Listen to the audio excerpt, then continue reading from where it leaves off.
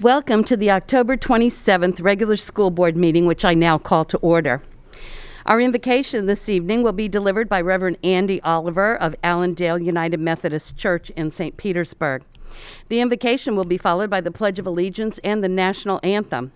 The National Anthem will be performed by Largo High School Orchestra under the direction of Christopher Benoit.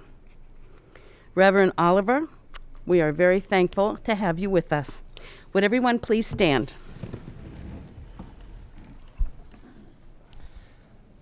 Let us pray. O God of many names, you have entrusted into us the care of one another, especially those who are vulnerable, especially our children. We give thanks for those who have dedicated their lives during this season to serve our children, our teachers, our staff, and our school board. We are a people who don't care much for mandates or being told what to do. Yet in all our different faiths, you give us a mandate that never expires. Love your neighbor, you tell us. Not a mandate that restricts, but a mandate you intend to liberate and save lives. God, before us are two opportunities in this season to love our neighbors. We can wear a mask and we can vote. May we, your people in Pinellas, continue to love our scholars, our teachers, our staff by wearing our masks. I give thanks to our school board who has saved lives by mandating this practice. Not a mandate that restricts, but a mandate that liberates us for living, for learning, for teaching, for working, for socializing. A mandate that saves lives. Help us remember that wearing a mask is how we love our neighbor in this moment. And before us is another way to love our neighbor. We can love our neighbor with our vote. As a white, hetero, cisgender male, I can love my neighbor by voting for the interests and for the protection of my black and brown neighbors, my transgender and LGBTQ neighbors, my about to lose their health care neighbors, my getting evicted this week neighbors, my doesn't have their papers neighbor. We have the opportunity to vote and assure that scholars, teachers, and administrators of color can look at this school board and see someone who looks like them. For when we love the most vulnerable with our vote, we are liberated, and they are liberated, just as you intended with this desire for us to love one another. May it be so in our learning, in our living, in our legislating, in our mask wearing, and in our voting. Amen. I pledge allegiance to the flag of the United States of America and to the republic for which it stands, one nation, under God, indivisible, with liberty and justice for all.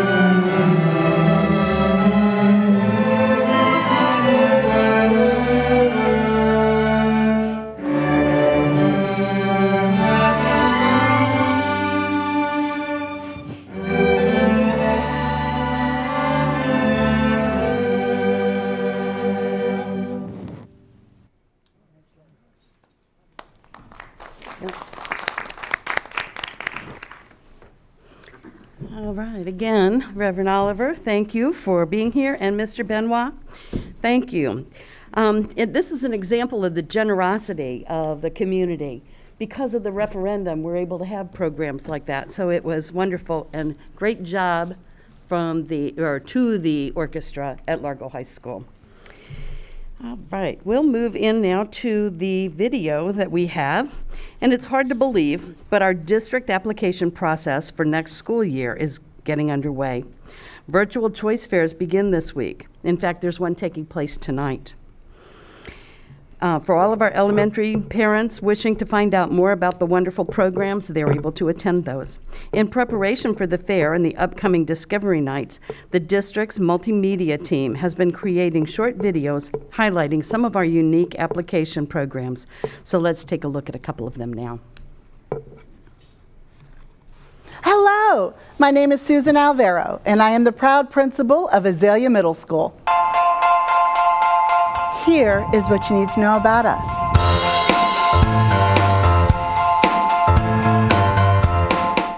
The Academy of Engineering at Azalea Middle School is a standard-setting program that offers innovative curriculum and opportunities for all learners. We're the only middle school in the world to offer an unmanned drone aviation course that gives students the opportunity to become certified in drone safety and flight. In addition to our groundbreaking drone opportunities, Azalea is proud to be the only middle school in the county to now offer manned aviation courses. Our state-of-the-art flight simulation lab provides students with real-world flying opportunities and learning experiences. In addition to our magnet program, we offer several other school-based academies and after-school programs to meet the needs of every student. Students can participate in the Creative Arts Academy, our Avid Leadership Academy, robotics, cadet corps, Girls Who Code, various sports, and much, much more. For more information about Azalea Middle School, please contact us at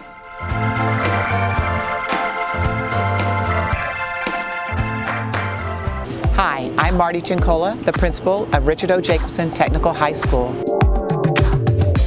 And here's what you need to know about this amazing school.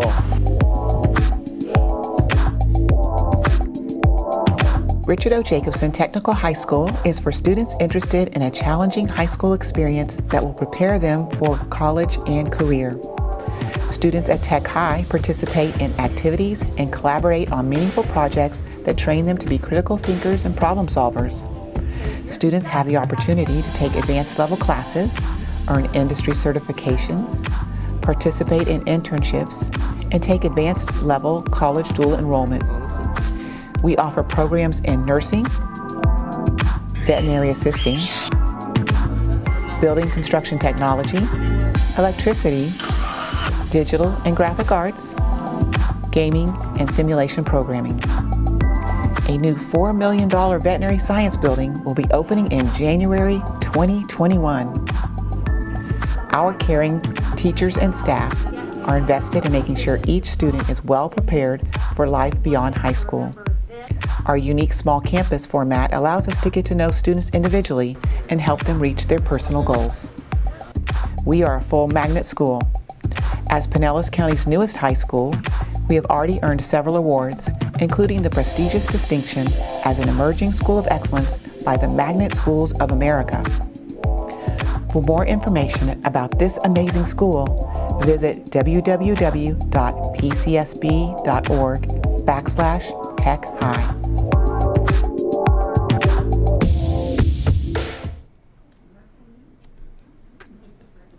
Very good. And these are just some of the options that we're able to share and be excited about that we have for our students and our families. For more information about the upcoming fairs and Discovery Nights, please visit our website at pcsb.org/choice. All right, we will now move on to introductions of professional and community organization representatives. Isabella Mascareñas, our Public Information Officer.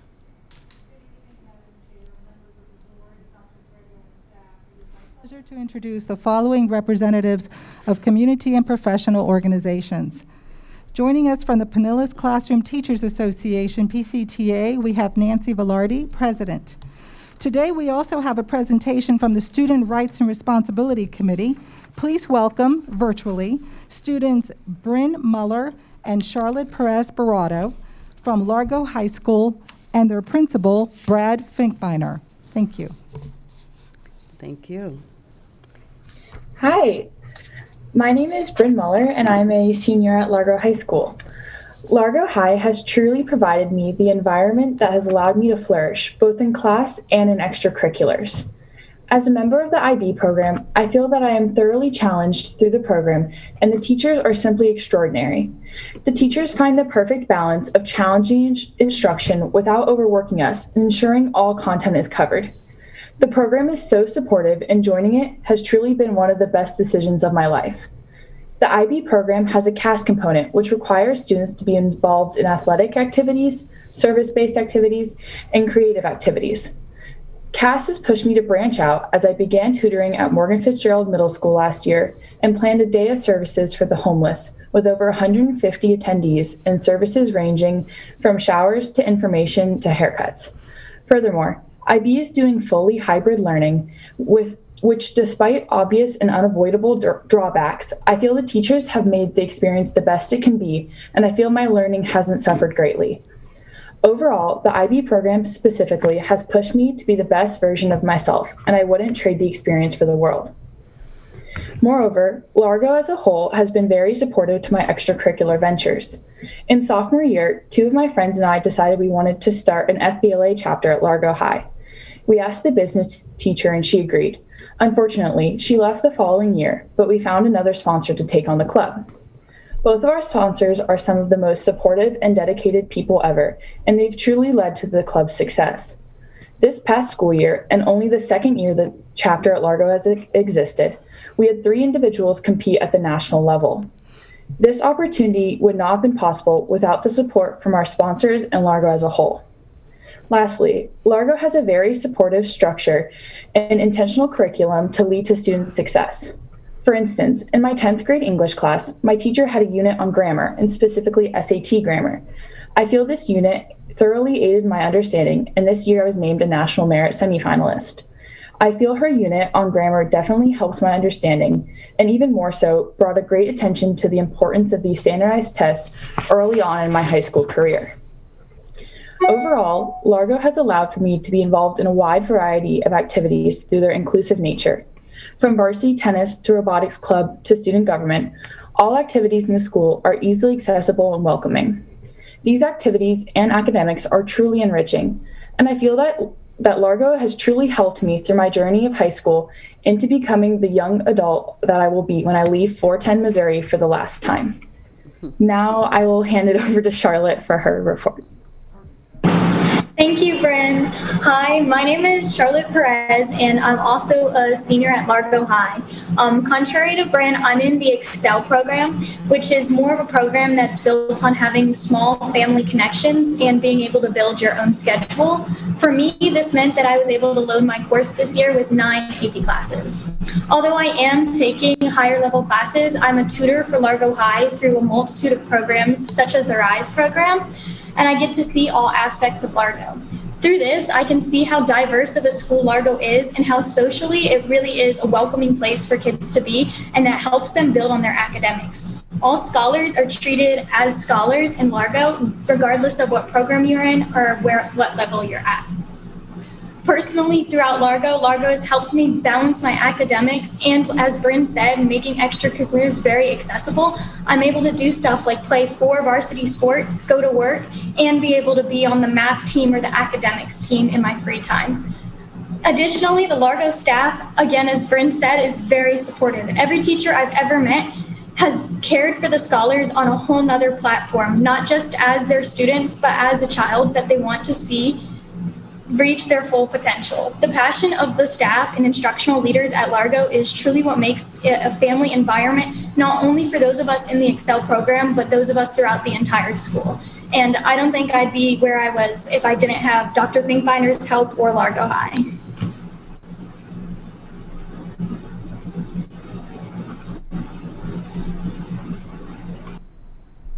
All righty, I am sure the proud principal of Largo High, Dr. Brad Finkbeiner, is supporting his students. Welcome, Brad. Good evening, everybody, and it's needless to say how great my guys are. I know that my colleagues say that they have the best kids in the best school. I will let them say that, but they're wrong. We have the best kids in the best school, and I'm very honored to be a part of their world. And I had to give Charlotte $1 to say nice things about me. So I'll make sure, Charlotte, you get that tomorrow. So everything is good. Again, I think what that Bryn and Charlotte really came across with is that as high a level as that we are pushing our kids towards, we are family, and we want them to be in extracurriculars. We want them to be in the community. And these are two unbelievably great representatives of Largo High School and the Pinellas County Schools. I think that, and I'll end with this, I think that they really live the motto that we all do, that we try to learn something new every day and go lead. And I think these are two leaders that are going to be in our society for a very long time. And I think our world and our community is in good hands because of Bryn and Charlotte. And I appreciate them, and we appreciate having the opportunity to say some good things about Largo High.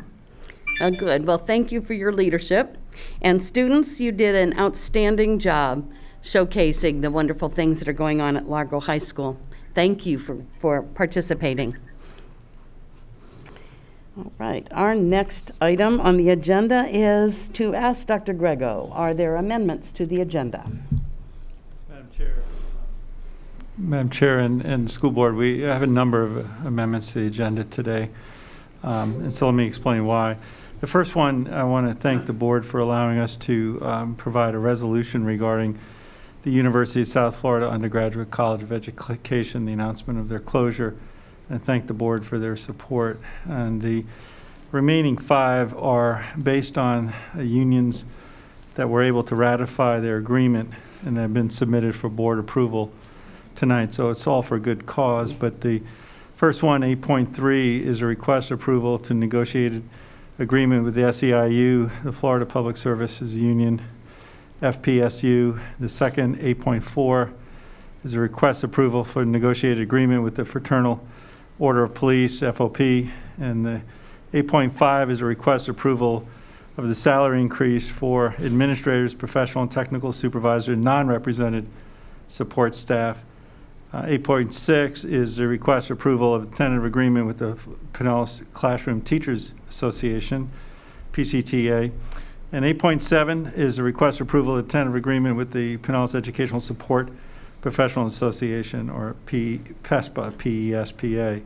So these agreements have been ratified, some as recently as this afternoon, and so I thank the board for the allowance of bringing them on so that we can provide these resources to our staff and to our employees.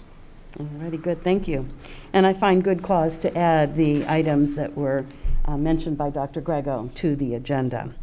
Board members, anybody need to pull a consent agenda item? All right, then I will entertain a motion to accept the amended, or to approve the amended agenda. So moved. Second.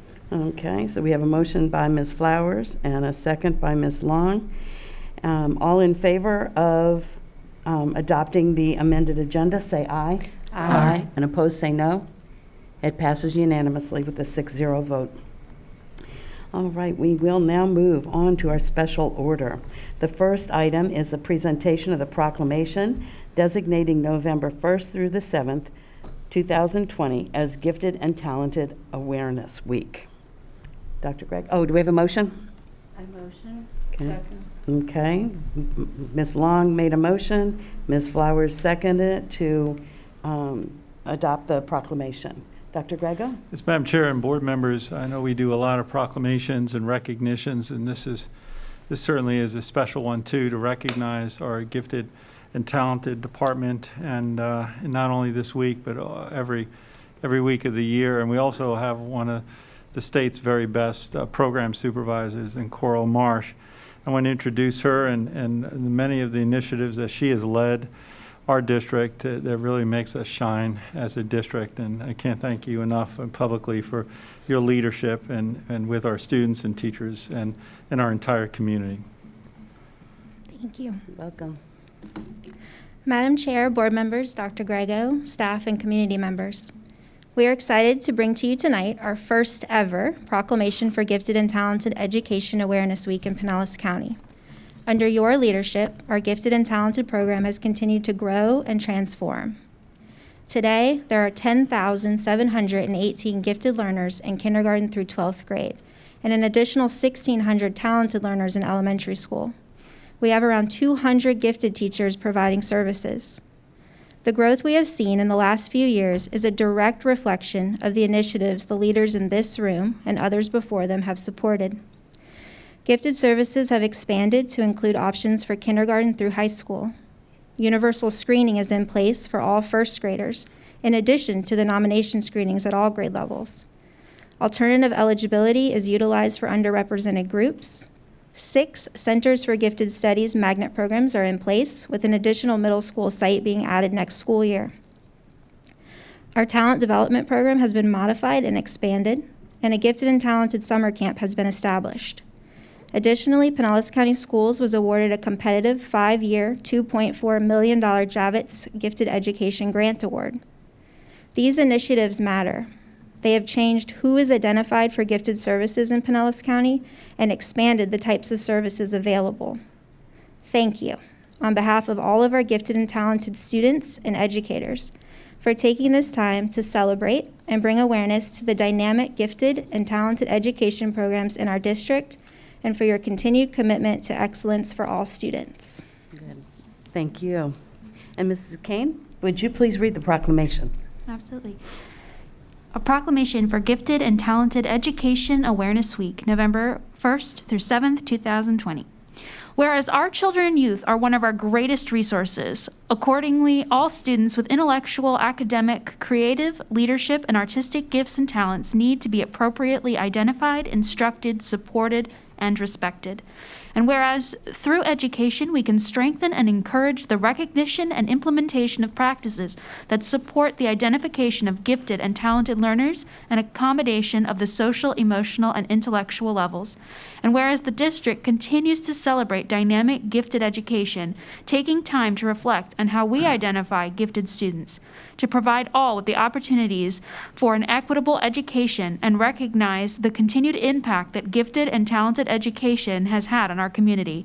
And whereas the goals of gifted and talented education are captured in the National Association of Gifted Children's campaign called Giftedness Knows No Boundaries. The 4 goals recognizing the identification and support of gifted children include See Me, Understand Me, Teach Me, and Challenge Me. And whereas this effort will bring awareness to our schools, community, and around the country of our commitment to the identification, needs, and growth of our gifted and talented learners. Now, therefore, we, the Pinellas County School Board, do hereby proclaim the week of November 1st through 7, 2020 as Gifted and Talented Education Awareness Week in Pinellas County Schools. Okay, good. Thank you. Is there any discussion? All right, we have a motion and a second to adopt the proclamation designating November 1st through the 7th, 2020 as Gifted and Talented Awareness Week. All in favor say aye. Aye. Opposed say no, and it passes unanimously. Before we go on to our next proclamation, I am very proud to announce that Dr. Grego has been named the Administrator of the Year, or the Superintendent of the Year, for his work to support the growth of development of all gifted and talented children by the National Association of Gifted Children. As you know, during his tenure, the district has opened 2 new gifted centers, one at Midtown Academy and one at Elisa Davis Elementary, and also provides gifted services at all elementary schools. Dr. Grego has also worked to expand the gifted identification process so that all children have the opportunity to reach their full potential. Congratulations, Dr. Grego, on being named the National Association for Gifted Children Superintendent of the Year. Thank you very much, and it's quite an honor, and as I said before, I didn't know you were going to do that today. Thanks for the surprise, but it's quite an honor because we work with such great people and great program specialists that make us all look good and sometimes just get out of their way, and they do great work. So, and also thank to our parent community for all the work that they've done to support the Gifted and Talented program. It's truly an exciting program. As so many of our programs, as you saw in the videos earlier, are so exciting. Our task is to find the niche for every single student and just keep working it. So thank you. Thanks. It's quite an honor. Hopefully Pinellas County is well represented then, and that's the whole goal of this. Yeah, thanks. Yep. And thank you. And thank you for what you have done. All right, our next item is a presentation of the proclamation recognizing Lights On After School on October 22nd, 2020. Do I have a motion? I motion. Okay, so we have a motion. I'll let Ms. Flowers do the motion because I heard both of you at the same time. And do we have a second to adopt the proclamation? All right, Mrs. Long seconded the proclamation. All right, Dr. Grego. Thank you, Madam Chair and school board members. You know, the after-school program and before-school program is taking on, like many other things, a very different approach this year, and I can't thank our providers enough and our leadership and staff enough for being flexible and able to pivot. Every week, I've talked to many of these folks that have had to change things, but you know what? They always stayed consistent about the service of some of our most fragile students and some of our most vulnerable students and students of need. So I wanted to say thank you to all of you that were able to be here today for keeping not only the lights on, as that symbol is, but also keeping our parents engaged. Some have the ability, and they really needed us to get to work in the morning and to also stay at work. And your service is, you're an unsung hero in my book in terms of what you've done over the last 7-8 months. So this recognition, even though we do it for many years, to me, this is a very special time. To present this is Assistant Director of Continuous Improvement, Dr. Pettibois. If she's here, if she'd like to introduce our guest and bring this proclamation to the board. Good evening. Good evening, Madam Chair, members of the board, Dr. Grego, and staff. Launched in October 2000, Lights On After School is a national event celebrating after-school programs and the important role they play in the lives of children, families, and communities. The effort has become a hallmark of the after-school movement. On Thursday, October 22nd, the 21st annual Lights On After School initiative again highlighted the remarkable work being done by scholars who attend after-school programs. In Pinellas County, we are very proud of all of our scholars and their after-school programs. Our district is committed to ensuring all scholars have access to quality extended learning programs. As a district, we believe learning doesn't need to stop when the traditional school day ends. So our scholars are participating in small group tutoring, online digital learning, STEM programs, and enrichment activities before and after school and during the summer. This has been especially critical during these times for families and scholars that we can and will continue to keep the lights on before and after school. Scholars will continue to engage in extended learning programs, both face-to-face and virtually. Pinellas County Schools has established strong partnerships and supportive after-school programs in collaboration with several community organizations. Pinellas Juvenile Welfare Board, Art Club Child Care, YMCA of Greater St. Petersburg, YMCA Suncoast, and the City of Dunedin. Together, these organizations work with our schools to ensure our scholars have year-round access to educational and enriching activities. Today provides us with a perfect opportunity to recognize and thank our partners. Present with us today are Karen Bogus, Performance Management and Evaluation Manager for the Juvenile Welfare Board, Deb Ballinger, Executive Director, Art Club, Barbara White, Executive Director of Youth Development, YMCA St. Petersburg, Scott Goyer, President and CEO of YMCA Suncoast, and Jocelyn Broadhead, Interim Recreation Superintendent, City of Dunedin. In preparing the PowerPoint for you with some highlights of our extended learning programs this year, I reflect on the multitude of changes that the students and families have taken on with grace as we continue to adapt to our new virtual world. This past week, organizations and programs across this country and nation joined in celebrating Lights On After School. We acknowledged the achievement of our scholars and proclaimed our commitment to quality extended learning programs. So let's continue to keep our lights on and our doors open to ensure that our scholars continue to catch up, keep up, and get ahead. Thank you. Thank you. Ms. Flowers, would you please read the proclamation? Certainly, my pleasure. Whereas the Pinellas County School Board stands firmly committed to quality after-school programs and opportunities, because they provide safe, challenging, engaging, and fun learning experiences to help children and youth develop their social, emotional, physical, cultural, and academic skills. Support working families by ensuring their children are safe and productive after the regular school day ends. Build stronger communities by involving our students, parents, business leaders, and adult volunteers in the lives of our young people, thereby promoting positive relationships among children, youth, families, and adults. Engage families, schools, and diverse community partners in advancing the welfare of our children. And whereas all of our community after-school programs provided significant leadership in the area of community involvement in the education and well-being of our youth, grounded in the principles that quality after-school programs are key to helping our children become successful adults.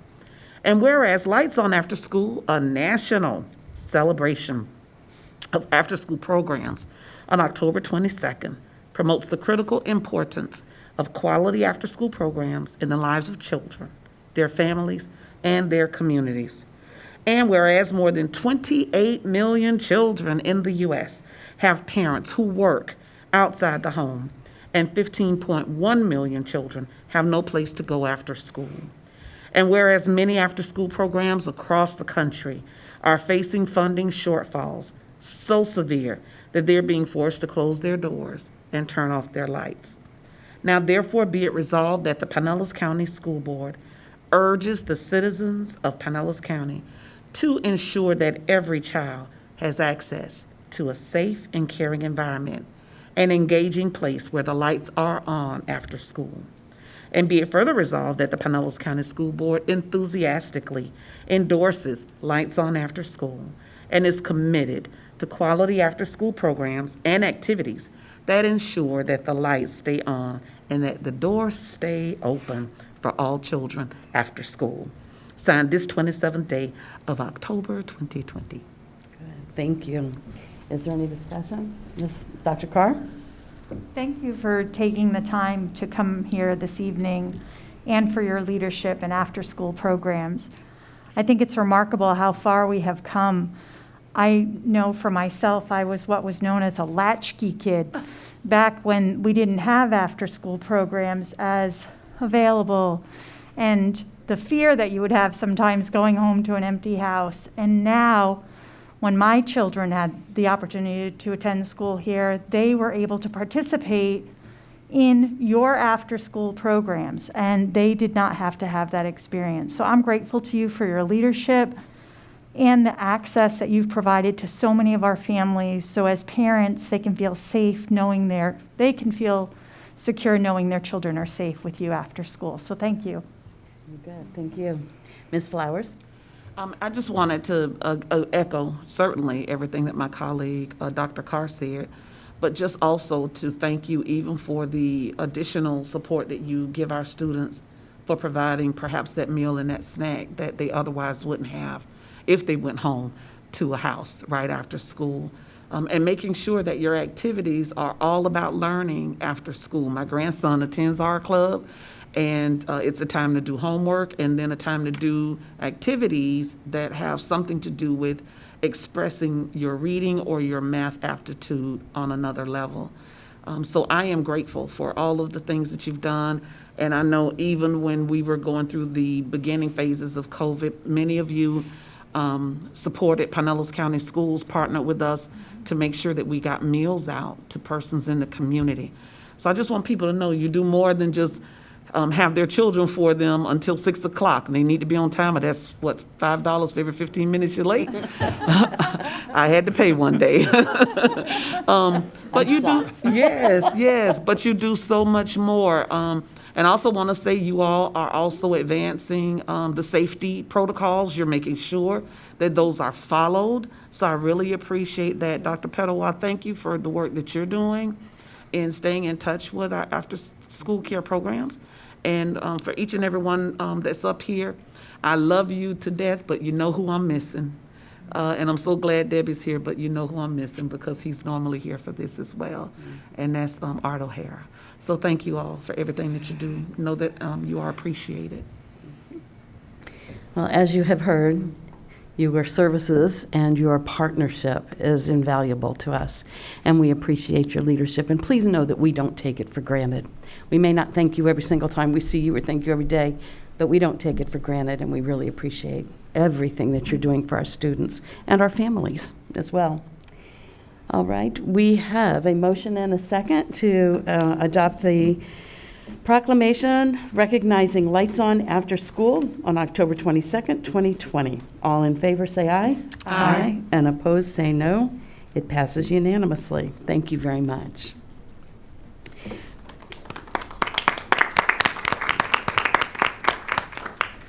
We'll now move on to the presentation of the resolution regarding the University of South Florida Undergraduate College of Education. We have a motion.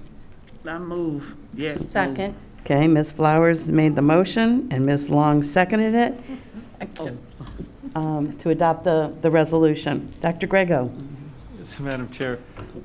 First of all, I want to thank Mr. Kapersky for writing this resolution over this past weekend and yesterday, and also this board for allowing me to walk this resolution in. I think it's very timely on a very surprise, shocking announcement of the closure of the College of Education, the undergraduate program, particularly because of the variables that are written in this proclamation. And that is, I've contacted and I'm working with 6 major districts, and that is Pasco, obviously Pinellas, Polk, Hillsborough, Manatee, and Sarasota.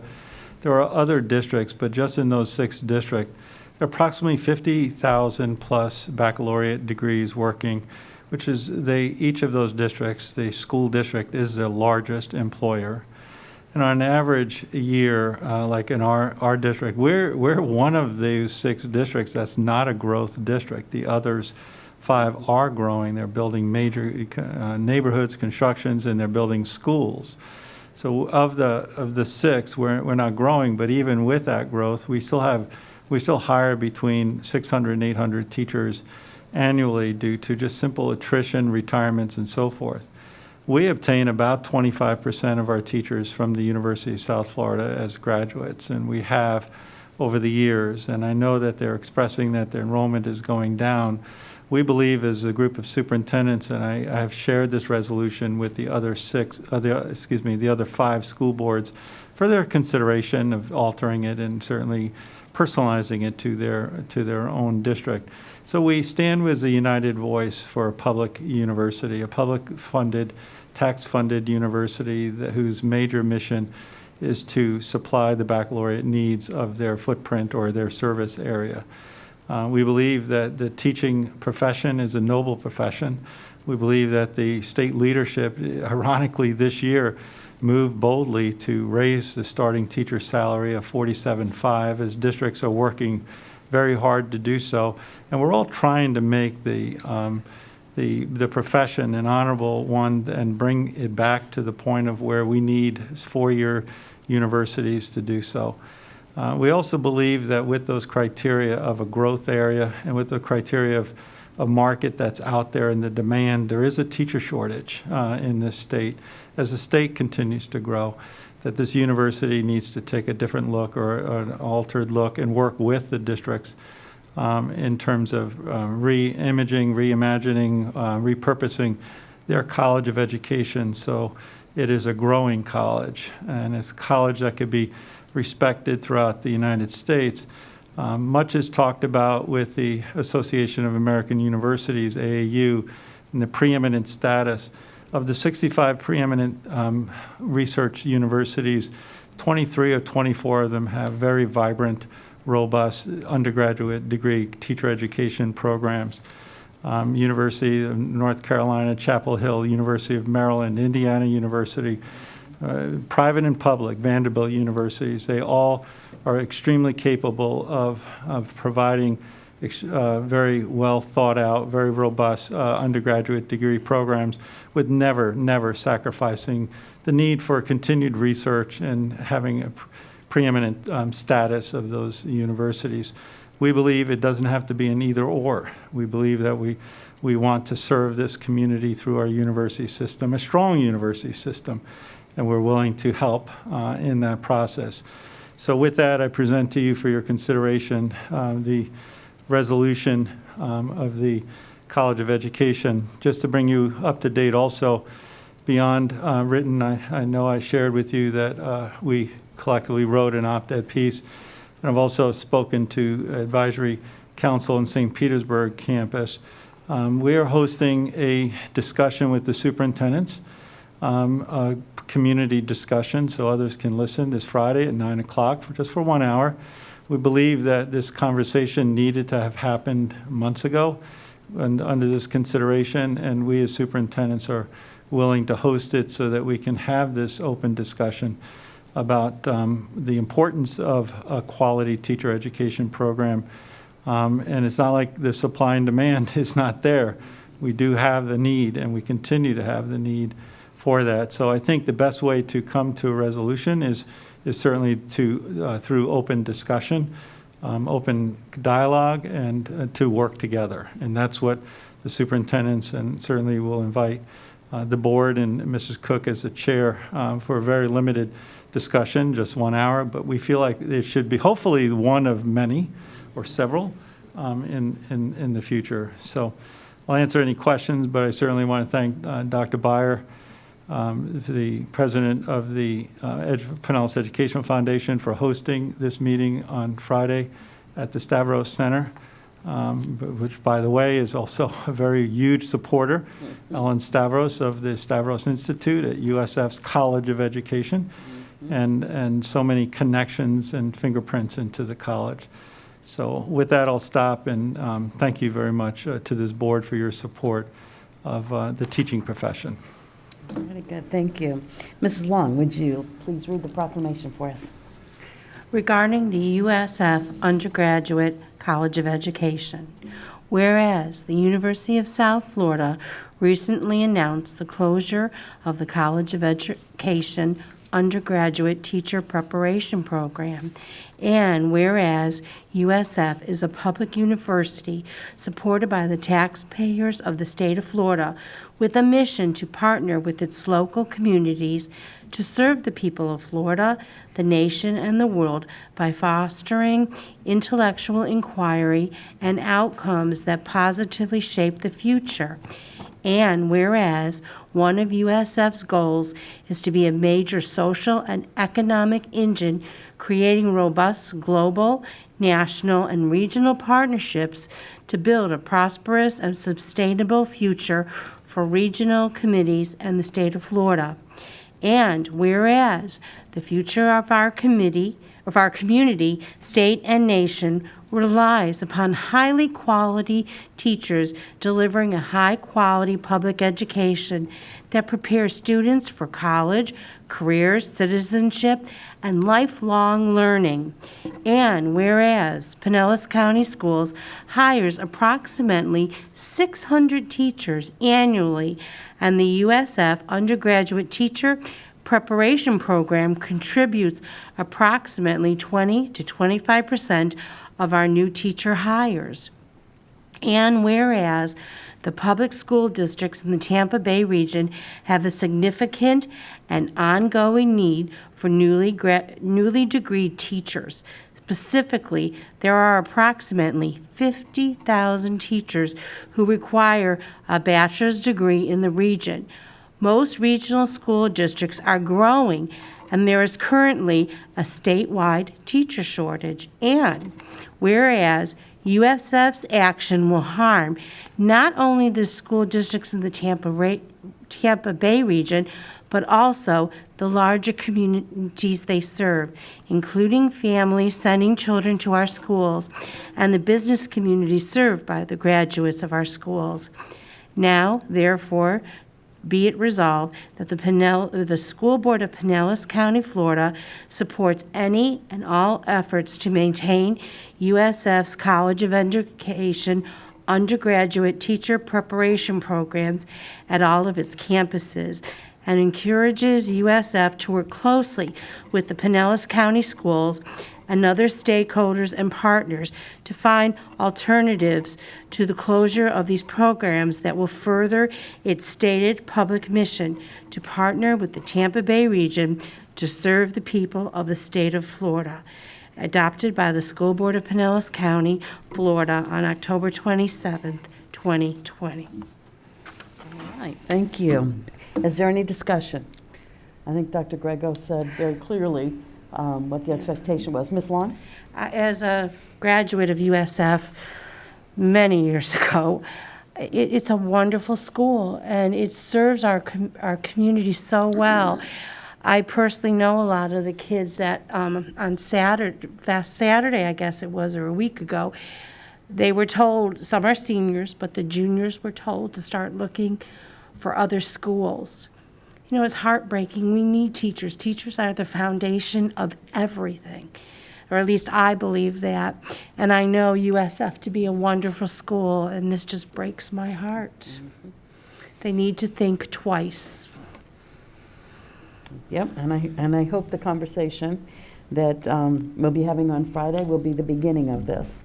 I too am a graduate of the University of South Florida. That's how I ended up staying in this community. And I think it's very, very important that we attract the best and the brightest, and the University of South Florida has always had a very good reputation for what they do for students as they're learning and becoming teachers. And so I agree, it's extremely important that we maintain this, and I hope that Friday begins a conversation that very quickly comes to some kind of way, so that these juniors and seniors, well, not seniors, but the juniors know that they have a safe place that they can stay and continue their comments. All right, so we have a motion and a second to adopt the resolution regarding the USF Undergraduate College of Education resolution. All in favor say aye. Aye. And opposed say no. And it passes 6-0. Thank you very much.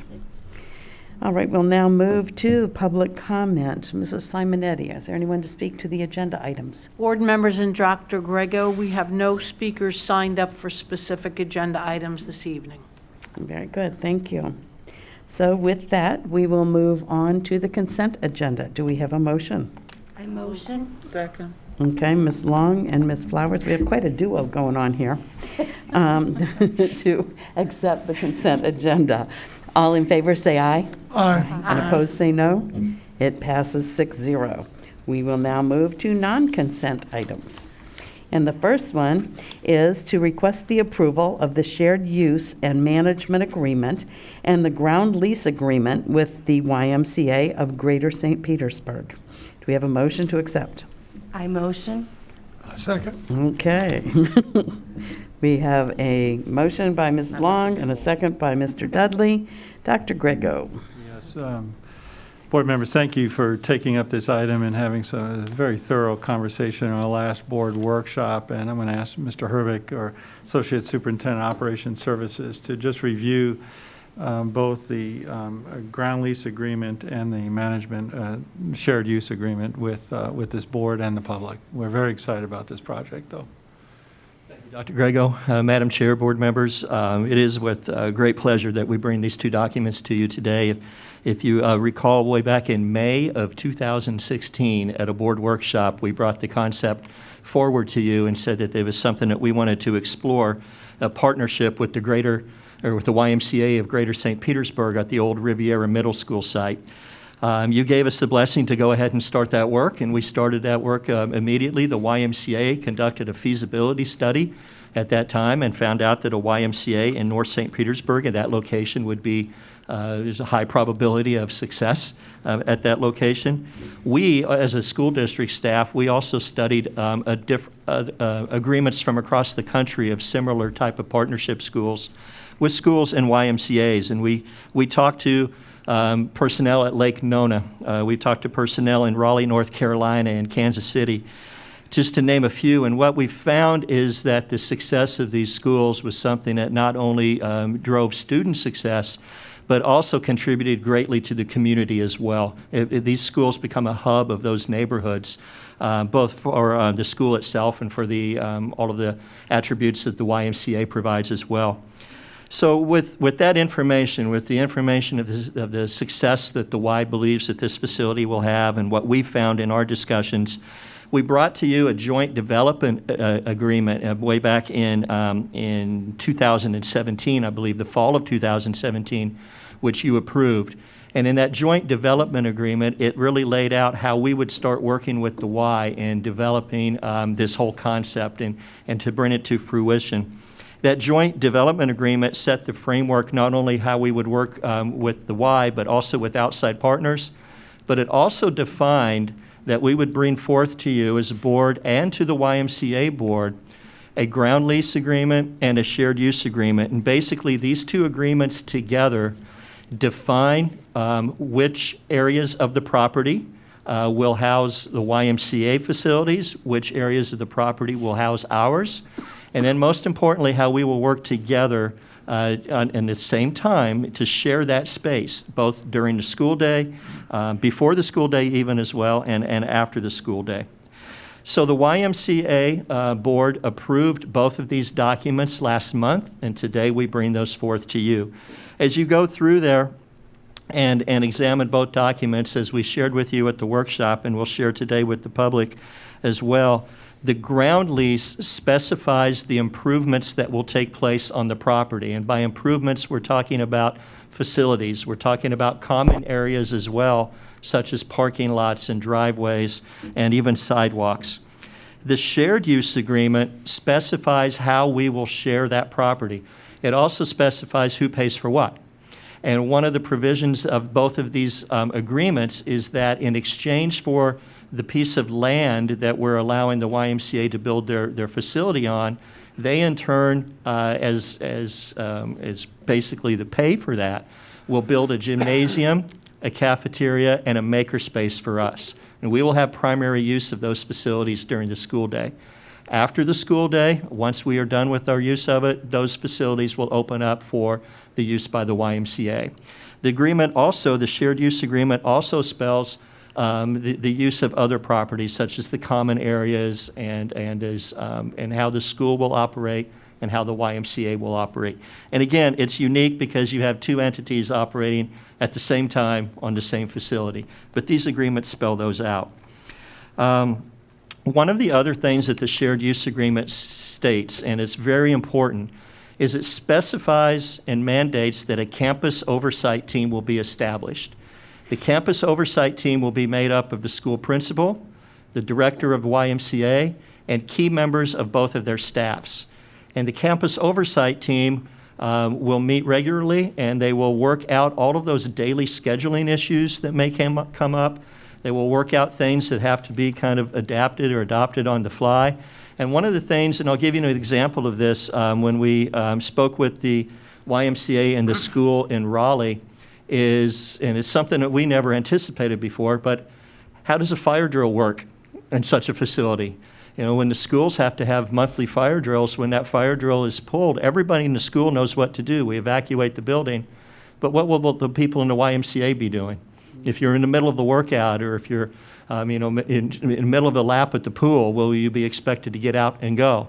Well, that's something the campus oversight team will work on together. And even we didn't put these type of things in the agreement because it's impossible to tell what a fire drill may look like 15 years from now.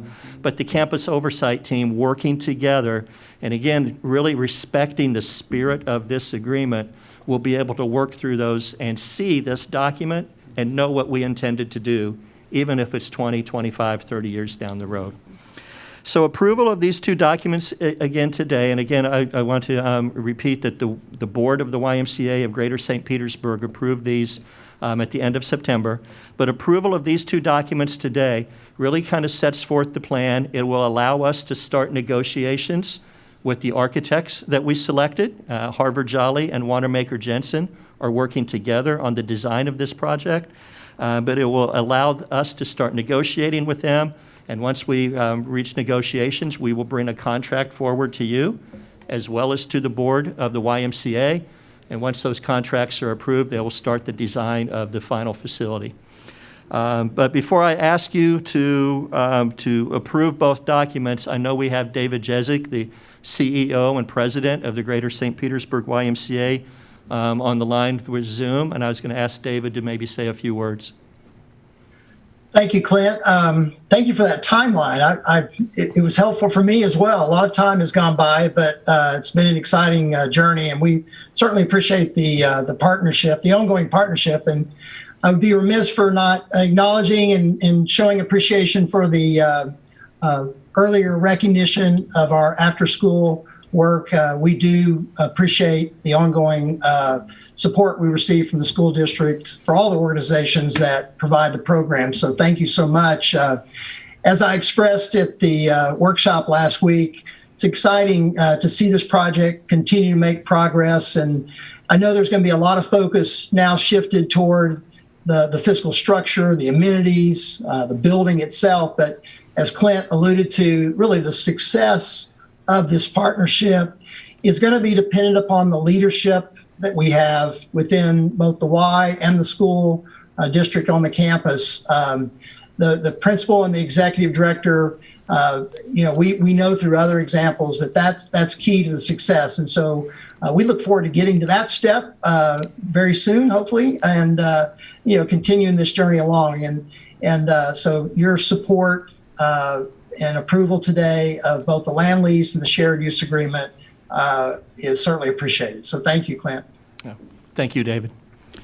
And so with that, Madam Chair, I ask that the board approve these two documents in front of you, this one agenda item that includes the two documents. Right. Is there any discussion? As you can tell by the timeline, this has been going on for a long time, so this isn't something we're entering into without having thought it through. And it's a very exciting proposition, and the project is going to be very, very beneficial for our students and the community as well. So we have a motion and a second to approve the shared use and management agreements and the ground lease agreement with the YMCA of Greater St. Petersburg. All in favor say aye. Aye. And opposed say no. And it also passes unanimously. Thank you. Madam Chair, just a yes, sir. Quick question. If I was in the swimming pool and there was a fire drill, would I be in the best place? I mean, think about it. In the pool?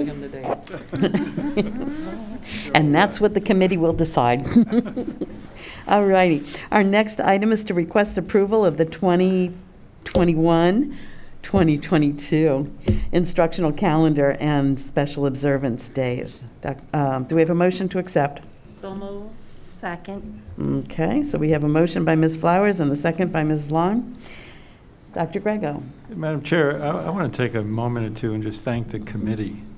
I've served on several committees in my career. This is probably one of the toughest, and so I want to thank all of the participants, the community members and all, and I just want to continue to hone in and thank this board for keeping this as an instructional calendar and keeping the focus on our client, our customer, the students, and balancing everything. It's a balance act. So I also want to recognize Paula Texel, Human Resources Department, does a tremendous job, and Dave Richmond, who chair or co-chair this committee. And she has, as she talked to this board at their last workshop, she has to present the 2021-22. Seems like a long time away, but the school calendar, instructional calendar. Thank you. So, good evening, Madam Chair, school board members, Dr. Grego, and staff. And yes, I am here to present the recommendation for the 2021-2022 instructional calendar and special observance days. And I did want to, I know Dr. Grego just mentioned, but I did want to thank Dave Richmond from our payroll department, who does a fabulous job assisting us on this process. It is a lengthy process, but a very rewarding process as well.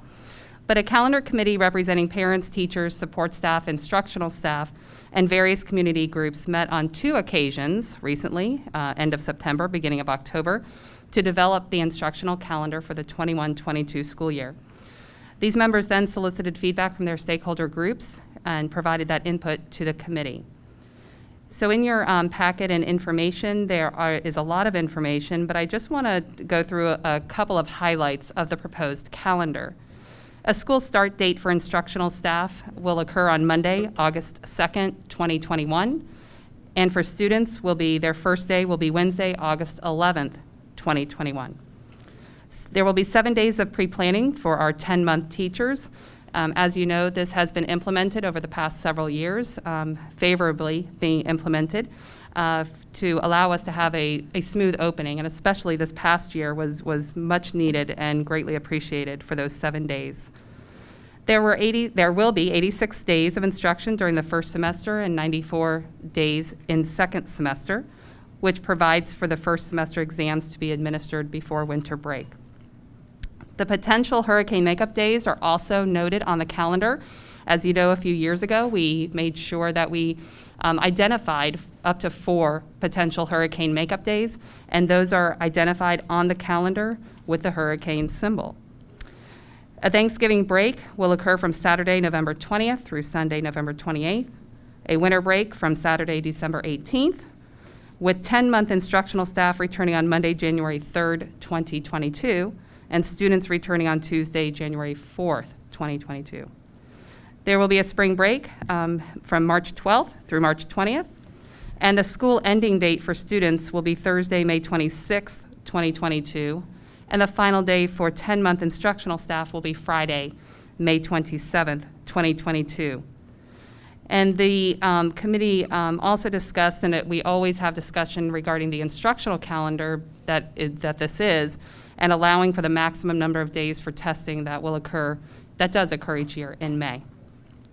You will also notice a new format to the calendars this year, so those are in your packets. I would like to thank our wonderful graphics team, especially Gary Redding in particular, for assisting us in updating our calendar this year, and hope our staff and families appreciate the update. So we know that the families and staff have been anticipating. I haven't gotten many calls this year, and I think it's just because of everything going on this year, but I do know people are anxious to know our calendar dates for 21-22. So we are glad to be able to provide this information at this time, and we thank you for your consideration of the 21-22 instructional calendar. Very good, thank you. Board members, any comments? Dr. Carr. I had the opportunity to serve on the committee, and I appreciate all of the work that you do to coordinate that committee, Ms. Texel, and the move forward to improve the visual of the calendar based on the feedback from community and staff. So thank you for all your work on that. I think we discussed this also at workshop, and some suggestions were made on how to address the concerns around Veterans Day. It's still a concern for me. So, thank you. Me too. Well, and we appreciate you representing us on that board as well, Dr. Carr. Any other comments? All right, then we have a motion and a second to approve the 2021-22 instructional calendar and special observance days. All in favor, say aye. Aye. Opposed, say no. No. And it passes 5-1 with Dr. Carr voting against. All right, our next item is to request approval of the negotiated agreement with SEIU Florida Public Service Union. Do we have a motion? Move approval. Okay. Second. Okay. We have a motion from Ms. Flowers and a second with Mrs. Long. Dr. Grego? Yes, Madam Chair and board members and the public and all of our employees, I'm thrilled to be able to present the next several from the 8.3 through 8.7. So I'll just make some general comments and turn it over to Ms. Texel, as she will be thanking the individuals that were served on the negotiation teams, each of the leaders of each of the associations and so forth. I just want to say thank you for most rapid understanding of the current situation we're in, the statutes that came out of last session. I believe we're the first district to really settle on all counts for all employees, and I'm very proud of that. Whether we're first or not, I'm just really proud of moving and providing the resources that our employees so well deserve. So Ms. Texel will take the first one, which is the SEIU, the Florida Public Service Union. Yes, thank you. Once again, good evening, Madam Chair, school board members, Dr. Grego, and staff. I am here this evening to request approval of the tentative agreements with all of our bargaining units, including SEIU, FPSU, FOP, and administrators, professional, technical, supervisory, and non-represented support staff, as well as PCTA and PESPA. The main focus this year for all bargaining groups was on salaries and healthcare. As you know, this was an unusual year of bargaining, as all districts were provided funds specifically earmarked to provide raises for classroom teachers. As a district, we felt providing raises for all of our employees was important. And as you will see in here in the next few agenda items, we were able to offer raises for all of our employees. I personally wanted to tell you how much we do appreciate the board's continued support of increasing salaries for all of our employees. All of the groups agreed to healthcare costs, which included the board contributing approximately 70% of the increase in costs. And all salary adjustments are retroactive to July 1st, 2020, and that again is for all of the groups that I will be discussing this evening. So the first agenda item that is being presented is the request for approval of the tentative agreement with SEIU, Florida Public Services Union.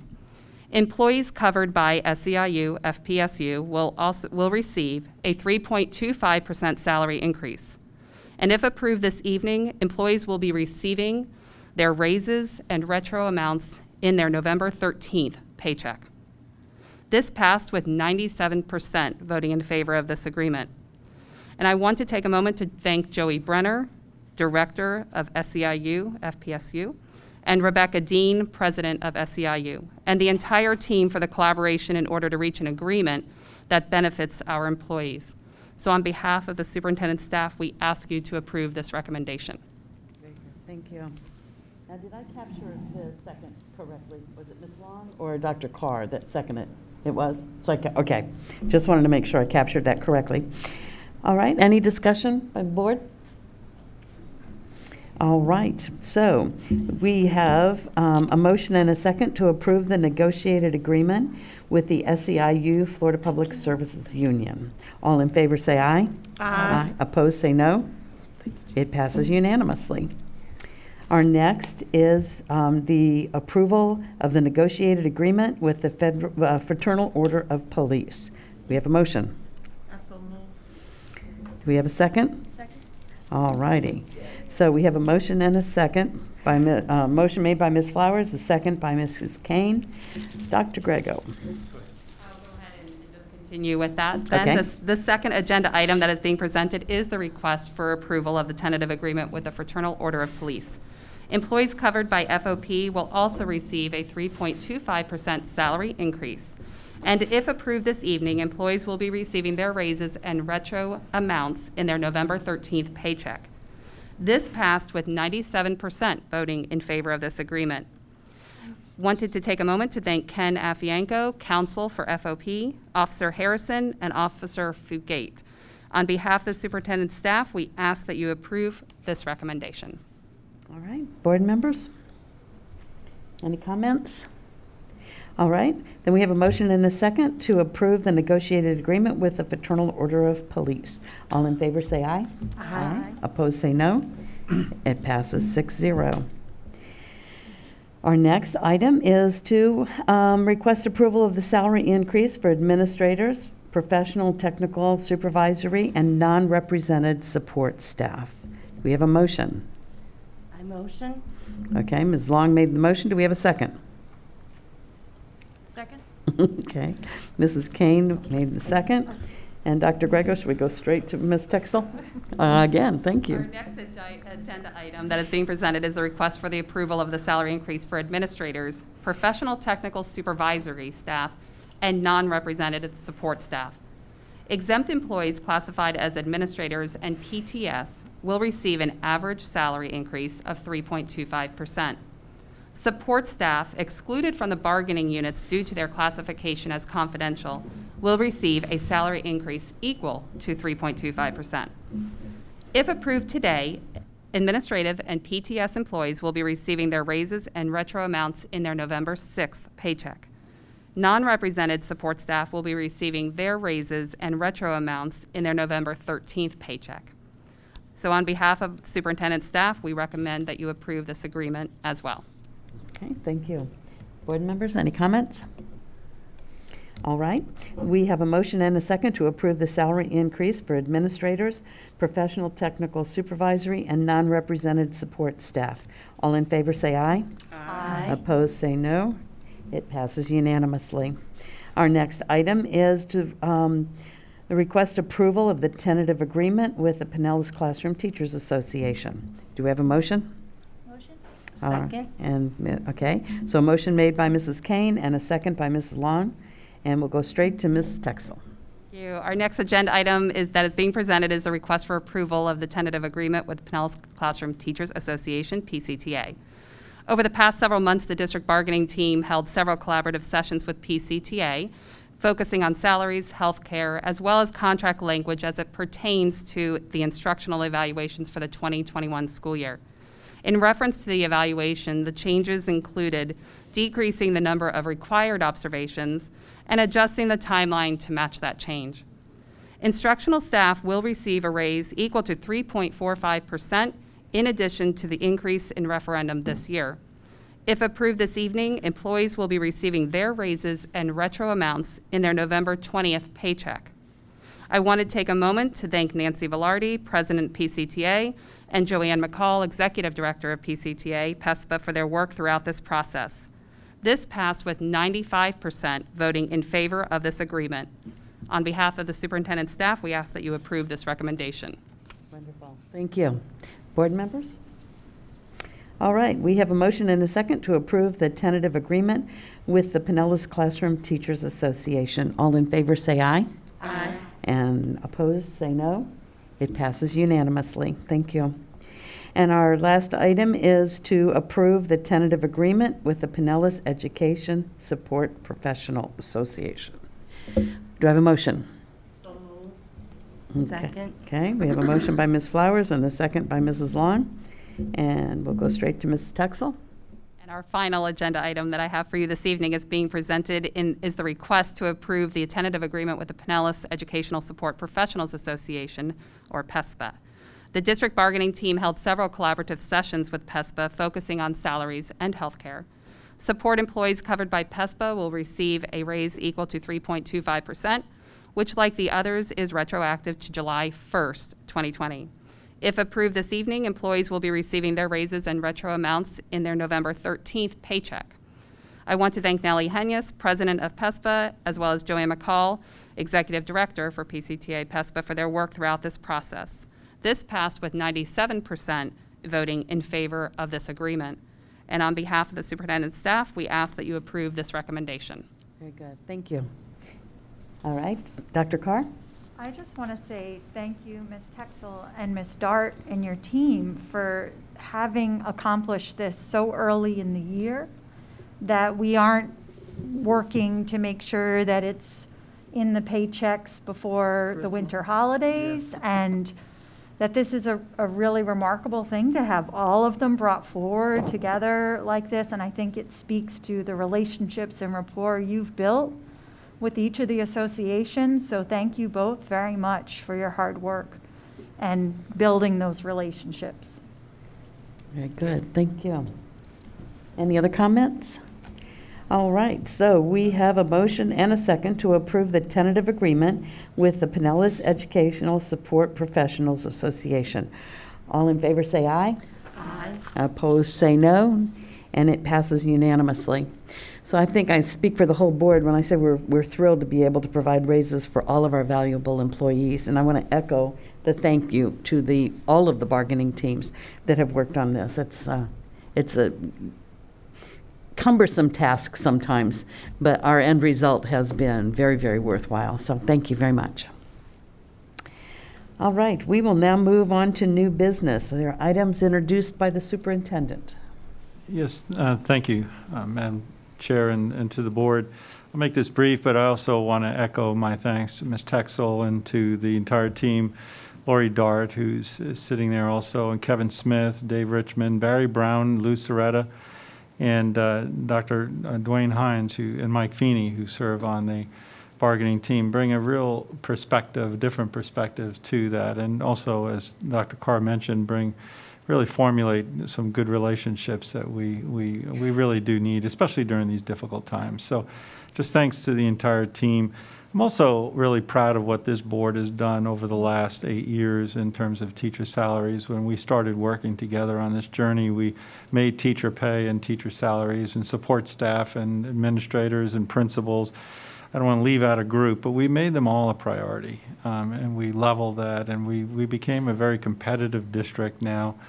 And that has come year after year. We've been chipping at this, and I want to say thank you. Sometimes we lose perspective of how we got here, and our principals are great, and they deserve what theirs. Our teachers are great, our support staff is great, our bus drivers, and so many others. We need to continue that process. So I want to thank you for the years of dedicated service to get us here in this light too. So also want to recognize as we begin the second quarter today, we're very successful as we face the challenges of bringing more and more and transitioning more and more students back into our school district. And I wrote a personal letter, I don't know if I shared it with the board, to say thank you to our assistant principals for curriculum, who for the first time are managing schedules in the second 9 weeks, and also to DMT folks and to school counselors and so many people who are chipping in to do what's right for our students and our teachers. So this is a journey like none other this year, and we want it to be successful. And my theme is always, if we continue to work together, continue to have those communications at the school level with the principal, assistant principal, and teachers, we'll be able to work these challenges out much better than not. So I also want to recognize and continue to say what a creative, innovative school district where we're looking for ways to do what we used to do, but do it differently. And the certificate of distinction is certainly one of those that we had, I think it was yesterday, in fact, wasn't it? And so days are long, but where we had that drive up, and I want to thank the board members who were able to be there, the balloons, the breakfast, the signs, and really our again, Ms. Texel, Mark Narkiar, Lisa Brackney in the Office of Professional Development, but truly, sometimes it's the simplest ways. And our cheerleaders, by the way, from Largo High School, who were featured, Largo was Packers today, they came up, and I thanked them for the coming up on their day off, actually. And, they didn't. Yesterday was a day for our teachers, and they said, no problem. We really wanted to be here, and they were sincere about that. So thank you for what we're doing there. And also, as mentioned earlier, we had a live district application info session, a live Facebook with Ellen Truskowski for the first time ever. And we had over 2,700 views. And so if you think about ways that we're re-imaging ourselves during these times and the reach that we're having, we have over 200 people live asking real relevant questions. And then now, as from last night to today, we've had over 2,700 people watch it. It'll be on there. So this is what we're doing, and I couldn't be more proud of staff. And as mentioned tonight, there is a webinar on 6:30 to 7:45. It's starting in 10 minutes, by the way. 7:45, our elementary and K-8, the Madeira Beach and Sanderland district application programs. Monday, November 2nd, we'll have the same 6:30 to 7:45. The high schools and the middle schools on November 5th. And Saturday, we'll have 9 to 10:15, all of the district application programs. So we're seeing a different way. We're not calling it and say, well, we can't do something. We're always trying to find out ways to do something even better and maybe learn from it for the future. I always try to bring in academic excellence, something to this board for our board meetings. And recently we were notified that Miles Gordon, 17 years old, Palm Harbor University High School, earned a perfect SAT score. So that's a 1600. He tested on September 23rd. So I'm so proud of Miles. And according to the College Board, less than 1% of the approximately 2 million students who took the test each year managed to score a 1600. So I will be by there and just shake his hand or elbow bump him or whatever is appropriate now to say congratulations, and we're so proud of you on that. So that concludes my comments. Thank you, Madam Chair. Good, thank you. Dr. Grego? Yes. It was on Bay News 9 today. It played every 15 minutes. It was just fantastic What was about that? Miles. Oh, okay. I Yeah, didn't realize that. every 15 minutes. It goes Bay News 9. Oh, they did. Very Yes, good. it was Thank you. wonderful. Good. Well, he deserves it. Thank you, Beth. Yes, he did. Yeah. Boy, he did deserve it. Yeah, very good. All right, items introduced by the school board attorney. No items to introduce. That's this always good news, always. Nothing personal, just always good news. All right, items introduced by board members. Anybody? Dr. Carr? I just want to acknowledge within our consent agenda, the changes to many of the leadership job descriptions. I know we had that during workshop, but just for the public, just to recognize how this district has taken that on as a priority and how important, I know we've had principal and administrator recognition, but just to acknowledge that we have put forward the value of highly effective leadership as an important goal for us as a district. So I thought that was important for us to point out. And also just to recognize, and I know Mr. Smith isn't here, but Mr. Smith and the leadership team with Dr. Corbett and Mr. Hendrick regarding the items in non-consent for the bid process. And because I know that when we look at the items that we're purchasing right now, we're being very conscientious with our spending and thoughtful. And I know that that has probably meant, I'm assuming that folks have had to re-examine a lot of traditional purchases that take place throughout the year and assess the value of each of them. And so I'm grateful to Teaching and Learning for really delving into that and taking time to do that. So thank you. Very good, thank you. Any other board members want to bring anything forward? Just something Okay. positive. Ms. Flowers? Thank you, ma'am. I know that we're having all of our open houses and things of that nature, and I know Pinellas Technical College is having theirs as well. And so I just wanted to highlight them because I know a lot of students, some may have wanted to go off to college, but because of COVID, maybe they weren't able to go away, so they had to make some adjustments. Several persons have, in fact, enrolled to attend either St. Petersburg College, the St. Pete campus, or the Clearwater campus.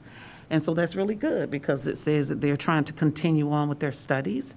But I think it also continues to speak volumes to the programs that we have there that certainly align with the job market where things are right now. So especially in the medical field, those ladies and men that are coming out of our nursing and our medical assistant program. So just wanted to give a special little shout out to them, along with everyone. I think, we're all pressing forward and doing the best that we can.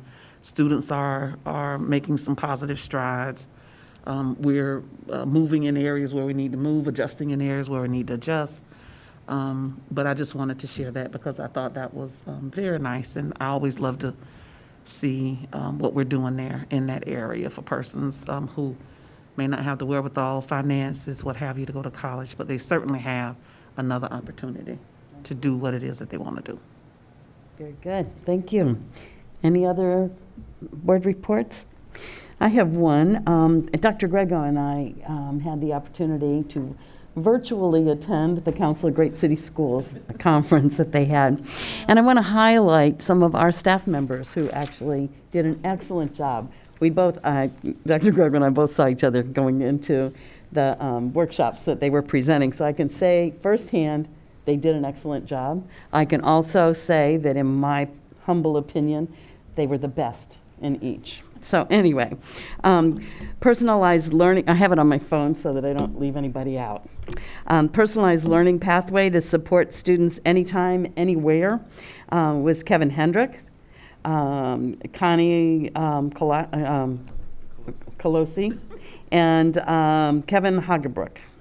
They were all presenting in that. Oh man, I just lost it. I like Connie. They were presenting there. Just a minute. Let me get the others.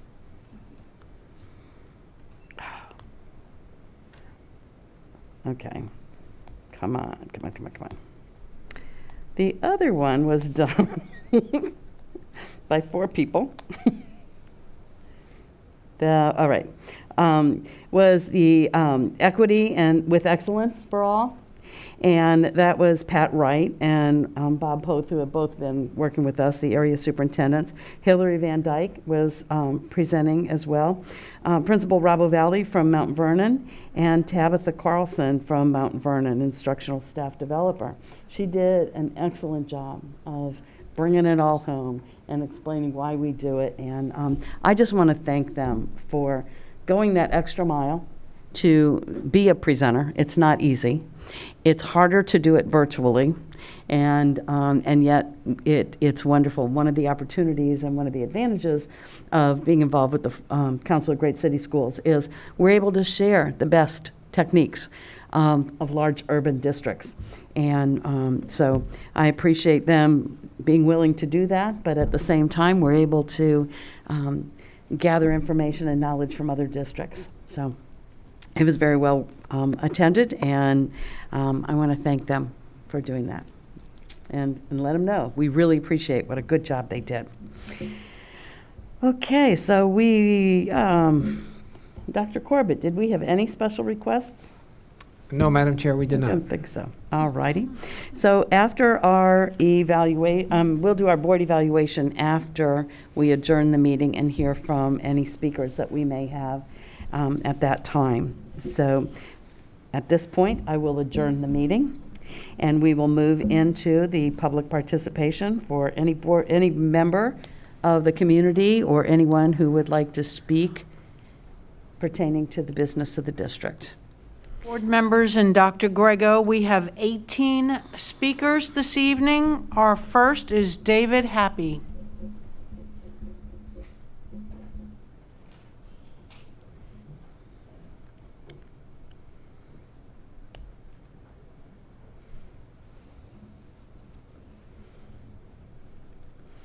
Welcome.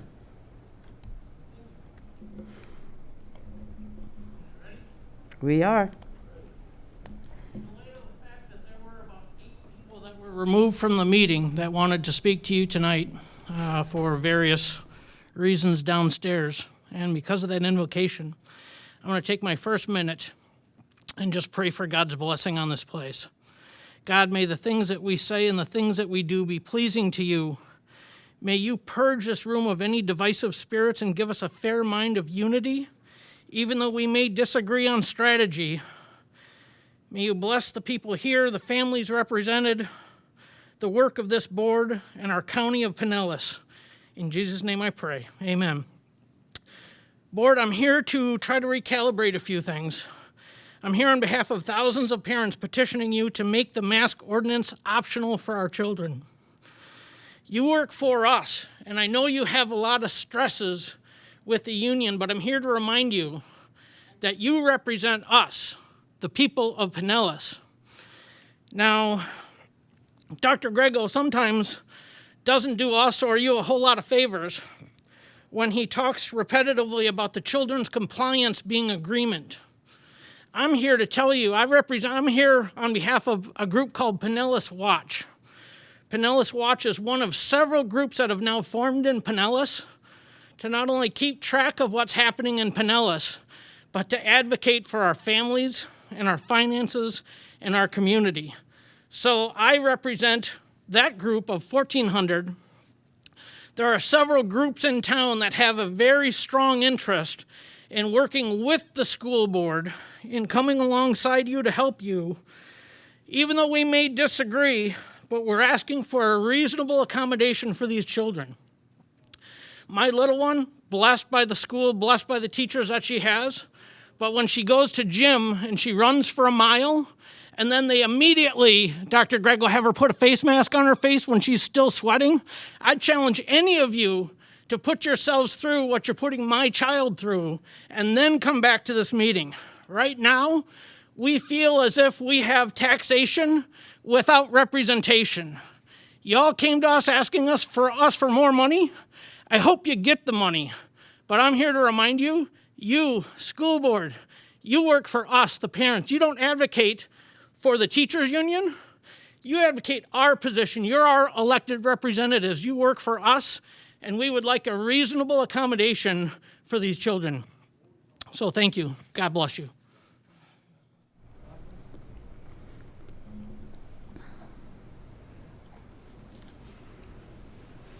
Our next speaker is Jeff Myers.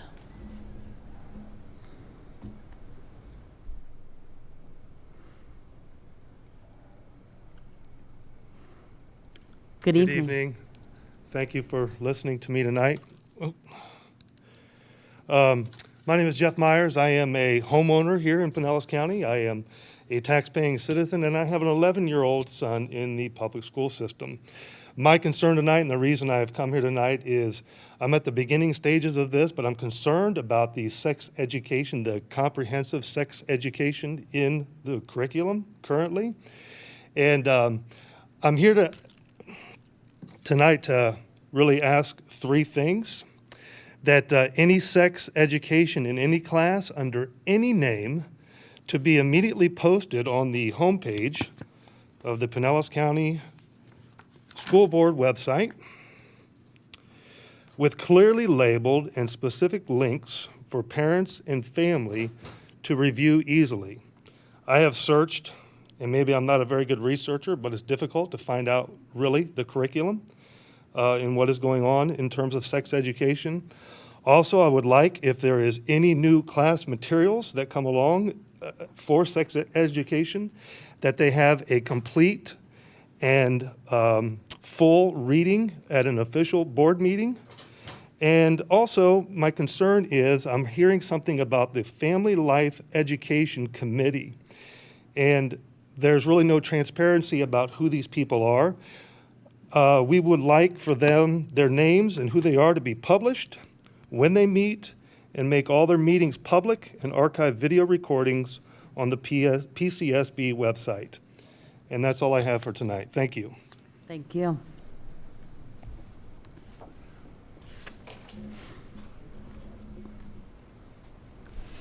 Our next speaker is Don Richter.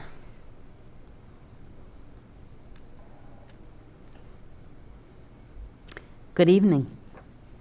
Good evening. How's everybody doing tonight? My name is Don Richter, and I'm here to speak about the Klosterman Road property. I'm the vice president of the Save the West Klosterman Preserve, so I was kind of volunteered to speak tonight. So I'll just make this quick. It's basically just a big thank you. We appreciate the board's ear and their heart, and and listening to the concerns of the neighboring people and the community. And we have, I know Mr. Herbig presented last week in a workshop a timeline with some benchmarks, but so I won't go over those, but we have, as a group, achieved, we've got a 501c3 status. We're incorporated.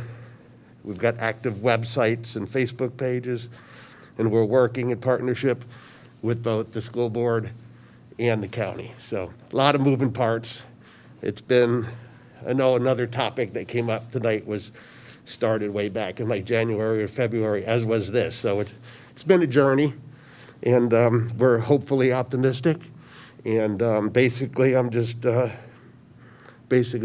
to thank you and to put a face to the group. And we look forward to continued partnership, and that's it. So we appreciate it. Okay. Okay. And we'll And thank you.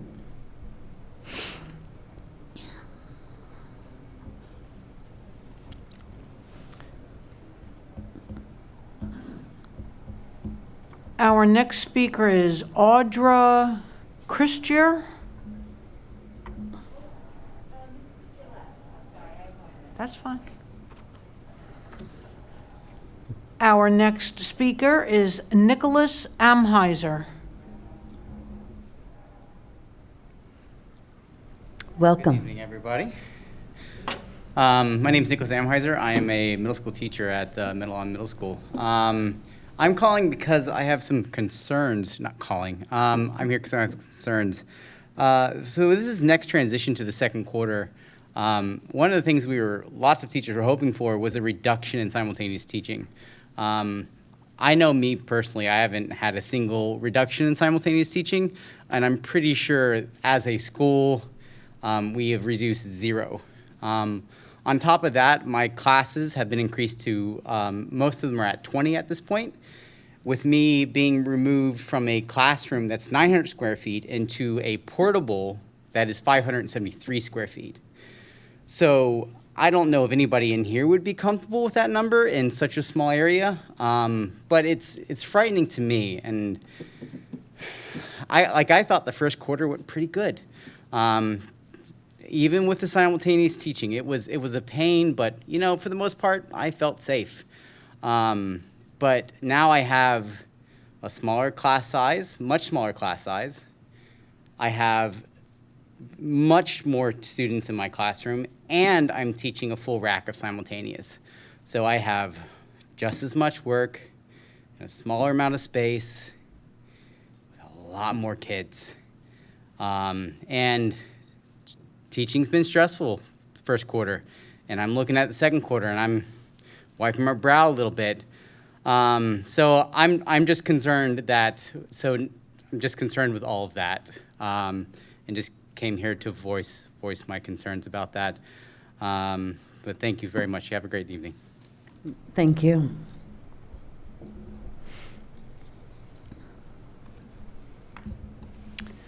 Our next speaker is Sean Price.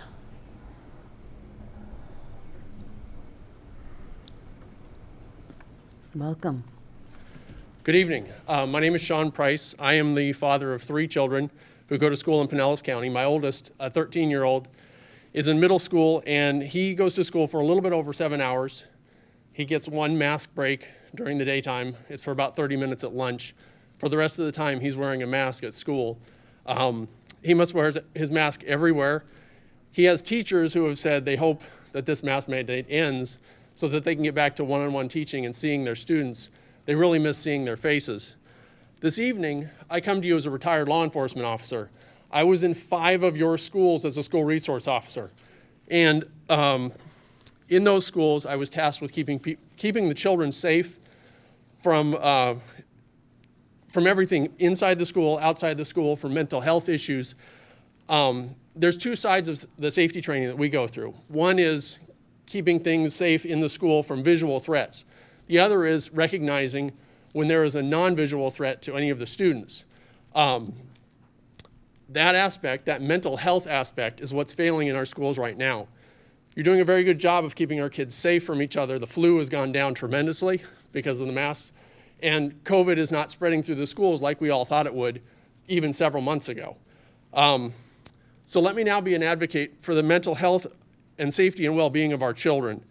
The mask mandate is not keeping our children safe from each other because, as you well know, they go outside of school, they go to birthday parties, they go to youth groups, churches, team sports. I just had a friend that went to a cheer competition. There were about 2,000 people in a small stadium that were cheering together in tightly packed groups. So the transmission is happening, but it's not happening in the schools. The mandate is causing our children to lose their identity. It's causing them to pull back from social interactions at schools. It's causing them to look for other avenues to escape, other avenues to seek attention. You see drug use, gang affiliation, suicide or attempted suicide going up tremendously. Clinically diagnosed depression is going through the roof with our kids. Each of these is on the rise significantly in school-aged children throughout the United States as well as in Pinellas County. So end the mask mandate, make it voluntary, or even just give your teachers the chance to decide what happens in their particular classroom. They're all around each other every day. Let them, on a class-by-class basis, make that decision. We might just save a few children's lives, and I thank you for your time. Thank you.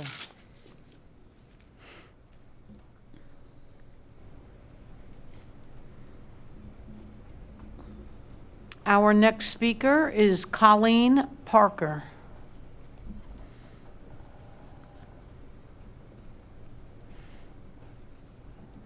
Good evening. Good evening, Madam Chair, School Board, Dr. Grego and staff. I was listening to Ms. Texel earlier. It's been a while since I've spoken with you. And I've had a lot of teachers in various schools that have voiced concerns. So I tried to come up with an analogy to be able to explain what we're going through. So last week, I decided to talk about football. I like football. If everybody that's going face-to-face plays offense, and everybody that's going virtual plays defense, then simultaneous is both sides of the ball. They play the whole game. And last week, it was flag football. There was very little contact. Well, with today, with the added class size, we went from flag football to tackle. And the idea is there could be more injuries or more exposure because there's more students in the room. Now, I was in bargaining when it was discussed, because of the great number of students that were coming back into the room, that they would need to increase the class size face-to-face at the high school level at least, and I know it's proportionate with the others, to 25. And I specifically asked during bargaining what would happen with simultaneous, and I was told that it would stay the same. And when the guidelines came out, it used the word pure face-to-face would be 25. And when I wrote some emails, the comment was, no, that's not what happened. Well, had anybody else brought it up but me, I would, whatever. But I did bring it up. And I'm concerned with the people that are now playing tackle football, and they're playing the whole game because it's a strain on the teachers. That's all I got to say. Have a good one. Thank you.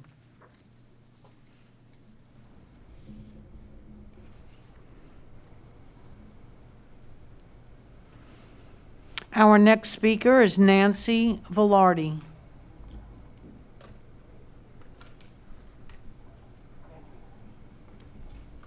Good evening. Good evening.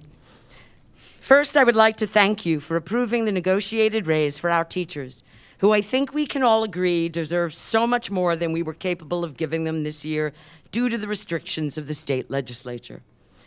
I also think we can all agree that the constant overreach of the state legislature into the operations of our locally controlled district has become tiresome and something we should probably fervently oppose. Pinellas County Schools has been incredibly successful at keeping the numbers of COVID cases at a reasonable level, mainly due to the mask mandate that's been in place here. Combined with maintaining social distancing as much as possible, the mask mandate has worked when implemented properly. Increasing the numbers of face-to-face students in so many of our classrooms at this critical time does concern many of your teachers and even some administrators. The numbers are almost to the same level as they were pre-COVID, which were already too high. And now teachers are expected to manage an additional number of students on MyPCS as well. Not only is this a risk to health for all, but it is educationally unsound. During this justifiably stressful time, teachers should be receiving more support than ever before. But at the risk of sounding like a broken record, my main concern is still the culture in some of our schools. While this is not a universal problem, lately it appears to be becoming more pervasive, and I worry for the future of our organization. When teachers reach out for support, they are threatened and intimidated instead of coached and encouraged. When a bright-eyed, idealistic first-year teacher is struggling with some serious discipline issues in her classroom, she should not be afraid to ask for pointers and suggestions on how better to manage the situation. And she certainly should not be told her job is on the line. This management style has never been successful anywhere and has never been credited with creating more talented employees. The same gentle encouragement that the teachers show their students on a daily basis and which has produced excellent results in performance should be exactly what educators receive from their supervisors. I am asking for a comprehensive climate survey to be done to determine exactly how pervasive this culture may have become. PCTA will be more than happy to help create a fair survey. Lastly, and I've already sent you some information, PCS had a clear reopening plan with specific commitments for teachers and parents. Those commitments were not fully honored. There has been a lot of switching back and forth of learning options from face-to-face to my PCS and back, and now Pinellas Virtual is in it. You have that information. Thank you. Thank you very much.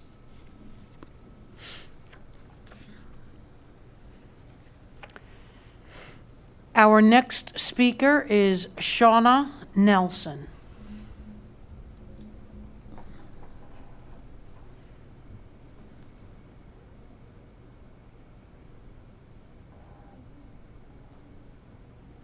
Welcome. Thank you very much. Good evening. Thank you for giving me the opportunity to speak today. I've been listening to you all since March, and I joined you 2 weeks ago for my first time to speak about the challenges of my own family with our daughter and deciding to pull her from the Pinellas County Schools. I'm so happy to say that she's doing amazing well, so I'm very grateful for that, and I thank God for that. But today I want to share information from medical professionals that I feel as the Pinellas County School Board continues to ignore, all of which really illustrates exactly why I decided to pull my child. So last month in September, there were 70 doctors that wrote an open letter to school administration stating that the face mask requirement at school is harmful for children's general well-being and should be abolished. The following quotes come directly from the same letter. I'm certainly happy to provide you with my sources if needed. In recent months, the general well-being of children and young people have come under severe pressure. We see in our practices a number of children and young people who complain of having issues with rules of conduct, those that never had issues before. The doctors mentioned anxiety, sleep disorders, behavioral disorders. What scares me most of all, germophobia, the actual fear of germs. They also see an increase in domestic violence, isolation, deprivation. You've heard some others speak of these things today as well. Mandatory face masks in school are a major threat to their development. It ignores the essential needs of our children and young people, the well-being of that are highly dependent on that emotional attachment to others. The face mask requirement makes school threatening and unsafe environment, where emotional closeness becomes difficult, and personally I'll say, if not almost impossible at times. I asked the board today, why are you blatantly ignoring this information? This board, along with the Pinellas County Commissioners Board, continue to rely on a one-sided medical team of experts. Why are you not examining the vital information and data from other experts, from other sides that have different valued opinions? Why are we not comparing and contrasting those, finding some commonality amongst them all to see if there's a difference that can be made other than just masking our children, some other answer? Also, why not consult with the doctors that Governor DeSantis consulted with back in September, late September, that had many different opinions, many of what I have said today? Thank you very much for your time. Thank you. And I do implore you to remove the mask mandate on November 10th. Okay, thank you.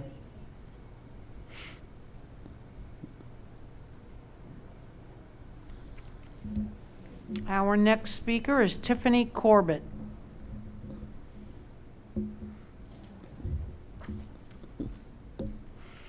Good evening. Good evening. Thanks for having us this evening. First of all, I'd like to say that myself and my husband are products of the Pinellas County school systems. We were bred and raised in this school system growing up. And when we had kids, we did not hesitate to enroll our children in this elementary school system that we have. I wanted to point out that we have opted for other choice programs like charters and magnets, and I want to thank you guys for having those continued programs to give us choices. And I want to thank you again for letting me address my concerns. I've never, ever, ever been led to come here tonight to speak to you. But for the first time ever, I have a high schooler and a middle schooler. I was very reluctant to send them back to school with a face mask. I assumed our school system would follow the Pinellas County Commission rules that did not mandate our mask for our children under the age of 18.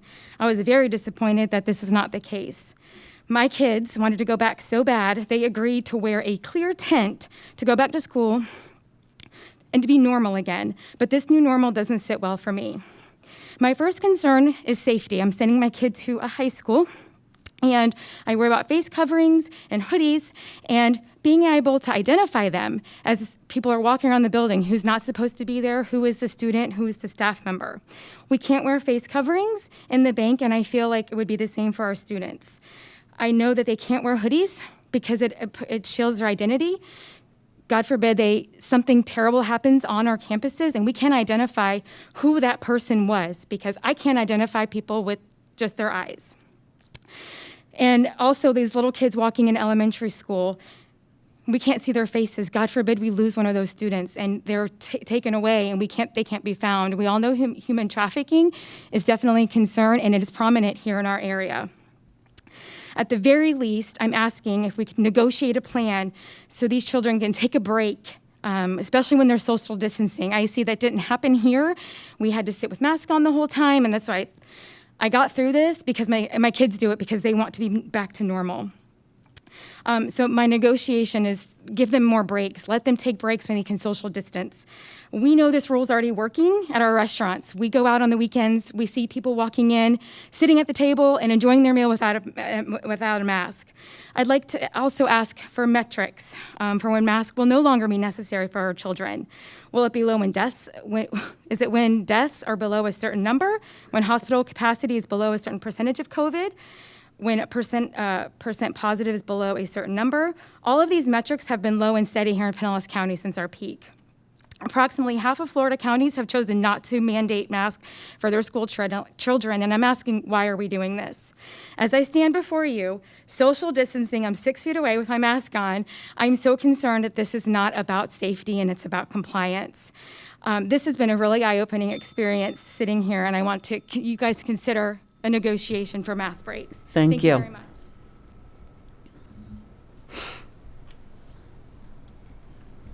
Our next speaker is Faray Montecalvo.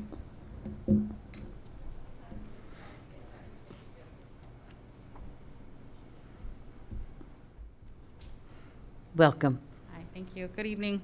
My name is Fair Montecalvo. I'm a mother of 6, 3 of whom are school age at the moment.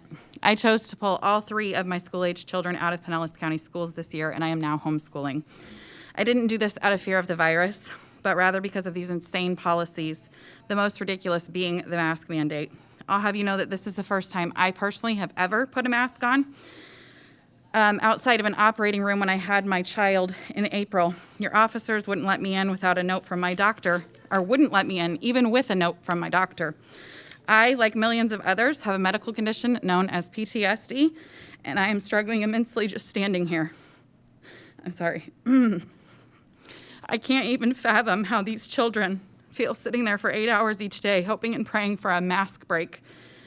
I haven't and I won't mask my children. I spent hours compiling data to bring here today, but then I remembered it doesn't seem to matter. It doesn't seem that the data is even being read or concerned. You've seen it, you've heard it, you're able to access all the same data as me. I feel as though it's not about data anymore, or even about a virus, and this is all just a political thing at this point. I've come to realize that it is a political stunt, and the one you have chosen to drag our own children into. It's very despicable to me, and I seriously don't know how y'all sleep at night, especially if you have children of your own. Right now, your actions seem to be being driven by funding that's coming from this state of emergency, and you're not taking into account how much funding you're going to lose long term. You're losing the faith of the parents who've now recognized just how corrupt this system is. Speaking of funding, how much did you lose for me withdrawing my 3 children? I'm just one family. I've applied for the Step Up scholarships, and I am touring 2 private schools next week. I'm encouraging my friends and neighbors who also have children who attend public schools to do the same. Truth be told, my kids do want to go back to school. They miss their friends, they miss human interaction, and they miss sports, but they will not go back to public school under these circumstances. And I know that, I'm very sad to know that the board that we elected to protect them has absolutely no issue using them as pawns in their political game. This has dragged on long enough. It's time to do the right thing. Unmask our children. Thank you. Thank you. Our next speaker is Ginger Bringle.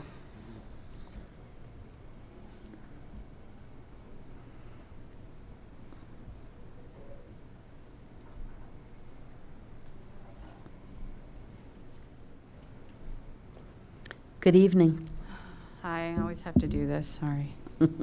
Good evening, members of the board, Dr. Grego and staff. Real quick, I'd like to say thank you for working so well with PCTA this year on our raises and getting those done quickly. The teachers really appreciate that coming before the holidays. But I do have some things I want to talk to you about tonight that are a little more serious.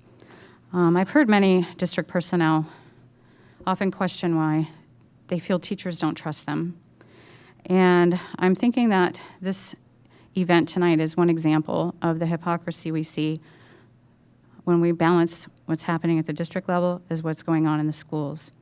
In our schools, we're losing our so-called 6-foot bubble rapidly as rooms are growing smaller while students are being crammed in. Supposed to be 25 only, we're already surpassing that. We're told that distancing doesn't matter as long as we're all wearing masks.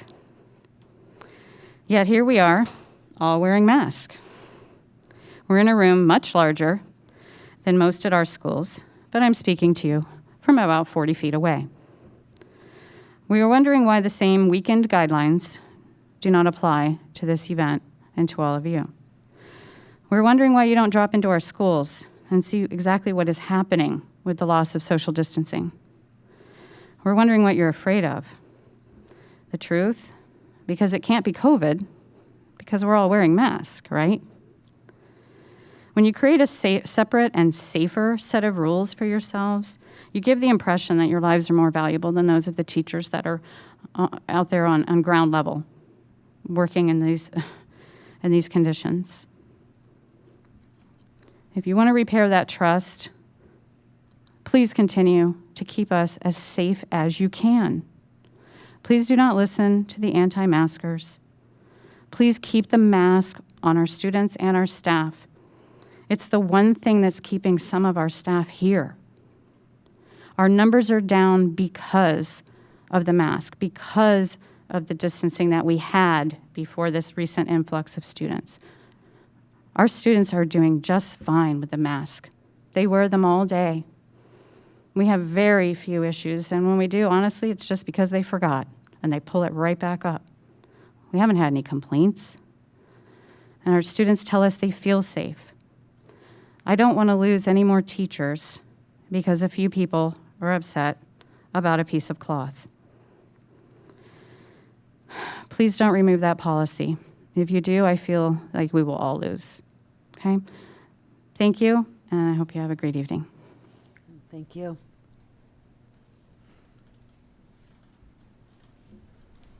Our next speaker is Tracy Welch.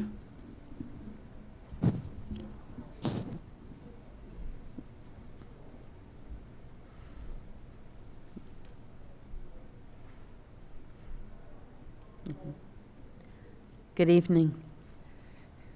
Good evening. I'm Tracy Welch. I'm an 8th grade language arts teacher at Pinellas Park Middle. Just kind of wanted to speak up for us. Thank you for the bargaining and for the contract. Meeting went pretty smoothly today. I don't want you to forget that just because a lot of us are kind of too tired to come out here and speak and we're exhausted, that we are still exhausted. I'm currently teaching all 6 classes simultaneously. Language arts, 8th grade. We were told that we were going to have a choice. There was no choice. We were misled. But honestly, I know the math. If we'd had a discussion with the principal and I looked at it, that's the choice to keep us all safe. That's the one I would have wanted. But it made us lose a little trust in the honesty and transparency of the information that's coming to us. I'm no longer drowning. I think I'm treading water a little bit, getting better all the time, but I sure would like to get up in that boat. And I just don't want you to forget how exhausted we still are. And that is why people aren't here. They aren't sure that they're being listened to, and they're just tired. And also wanted to discuss moving more students face-to-face as we think about doing this. I personally am in an okay situation. I have smaller class sizes. I only have a few coming back right now, but I am not going to be comfortable. I would rather stay simultaneous. I don't want to stay simultaneous, but I would rather stay simultaneous and feel safer with smaller class sizes than I would to have a packed classroom. And as far as masks, I guess I've been lucky. 8th graders, we've got the few, they slip under the nose, we tell them to pull them up. Administration's been good about reminding them. I don't give mask breaks, but I do tell them if they need one, they can just kind of step outside and breathe. But we haven't really seen any drama. But thank you for listening. We're still here. We're still tired. Thank you. Thank you.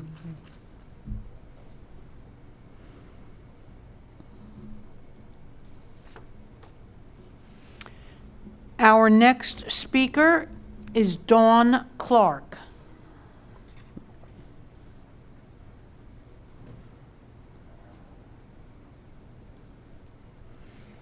Good evening. Good evening. My name is Dawn Clark. I have the privilege of being a high school teacher at Pinellas Park High School. I have been teaching for about 7.5, 8 years now.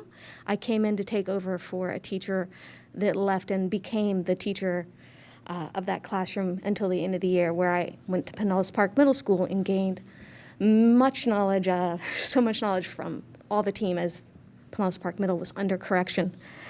I also wanted to thank you for standing behind science, for standing behind numbers against those who are uncomfortable in masks. I'm uncomfortable in a mask, but I wear it for you. I wear it for our students. I wear it for the community. I have asthma, but I also know that if I have a good mask, it does nothing to my oxygen flow. Anyone that would like to see a demonstration of this can look to Dr. Matthew O'Toole's debunking video on Twitter. Very good, very effective, multiple masks. And I would like to thank all of you for standing up to this pressure. I don't like wearing a mask. I don't think very few people really do, but I do it for the good of all of us, for our community. And I specifically want to thank all of you for standing up. And specifically, I heard Ms. Flowers speaking up at the last recording of the board meeting on the behalf of science and numbers. Ms. Flowers, you've been an inspiration to me since I started as a TTT candidate, and you would come by after the meetings when there are meetings and TTT and check in on us and say hello. I've never forgotten that, and I never will. So please continue to support the science. I would like to bring to your attention, there are some issues with our notification of possible infection in the interaction. A lot of my peers at both my school and other schools have told me they only find out that a kid is home for quarantine sometimes or homesick with a fever, unreported quarantine, from the child or the parent themselves. And it's very unnerving, which I think if any of your peers were homesick with a fever and you didn't know, or someone that you take care of, you'd be concerned about that and put on the back foot as well. I'm also concerned about class stuffing. I'm very lucky to be at the school I'm at with admin that works very hard to try and be transparent with us and have us be a part of the decision making as much as they can and as quickly as sometimes it must change. We're all stressed right now. And simultaneous teaching is a whole new circus. Getting better at it, it's really tough. One of the reasons I'm here tonight is so many of my peers with children, without children, with people they have to care for at home without them are just flat out exhausted. I took a 15-minute power nap and I'm here to speak. Thank you. Thank you. Please keep it up. Don't give up the masks. Thank you. Our next speaker is Janet Cunningham.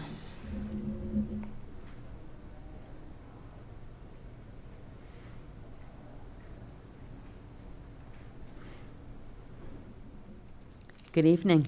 Good evening, board members. My name is Janet Cunningham. I think I have spoken many times here before, and most of you know me. I am an ESE teacher, and I'm also a science teacher, high school science. I did listen to what the last speaker said, and I 100% agree with her. Thank you for keeping the masks on us. I go every single day into my job as a level 1 teacher and work with my students simultaneously in 5 out of 6 classes. Teachers are tired. I'm tired. Everyone is feeling the strain. The masks, however, give us a level of protection to do our jobs. Mental health for the kids, we are all worried about it. But it's not the mask on their face. It's the fact that the students aren't there. The masks give us the ability to be there and work with them. Come see us, work with them. My ESE teacher is up there. Come visit. Come see how we are still able to see that child because we look in their eyes and we're not looking at this. We're looking at their eyes. We're looking and we're talking and we're reconnecting from an entire quarter where we lost our contact. The masks give us a level of comfort. They give the kids a level of comfort. It is not a problem for them to wear it, and I work with the most challenging kids in this county, high school level. They'll cuss me out every day, but they'll wear that mask when they cuss me out, okay? Respectfully, I understand it. They're angry. They're afraid. The mental health is because we're in a pandemic. It is not because we put a mask on them. I can breathe through this. Every one of you who's sitting up there can breathe through yours. The children can breathe. I will not disrespect other speakers' viewpoints. I will say the science does that. I will say that we are working together, Pinellas County Schools, as part of the union, as part of the bargaining team, and many other committees. We are pulling this off, which a year ago I would have thought was impossible, but we're doing it. So I would like to say a thank you for keeping the masks in place. I would like to say, come see us, do it with fidelity. And I would like to say a sincere thank you. That's it. Thank you. Our next speaker is Elizabeth Fox.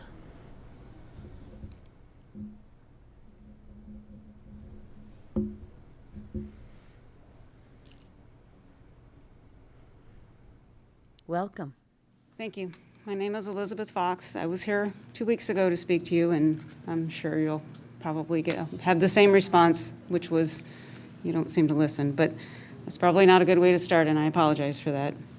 Dr. Greco, you mentioned that students are your clients. I'm not really seeing that, because if that were the case, why do you force them to wear masks when they are the lowest risk for COVID? They're suffering under this rule. They're not getting the mask breaks that y'all say they should be getting or are getting. They're not. When I speak to my granddaughter, she gets a few minutes at lunchtime without a mask, and the rest of the day it's a mask. At recess, after school, they cannot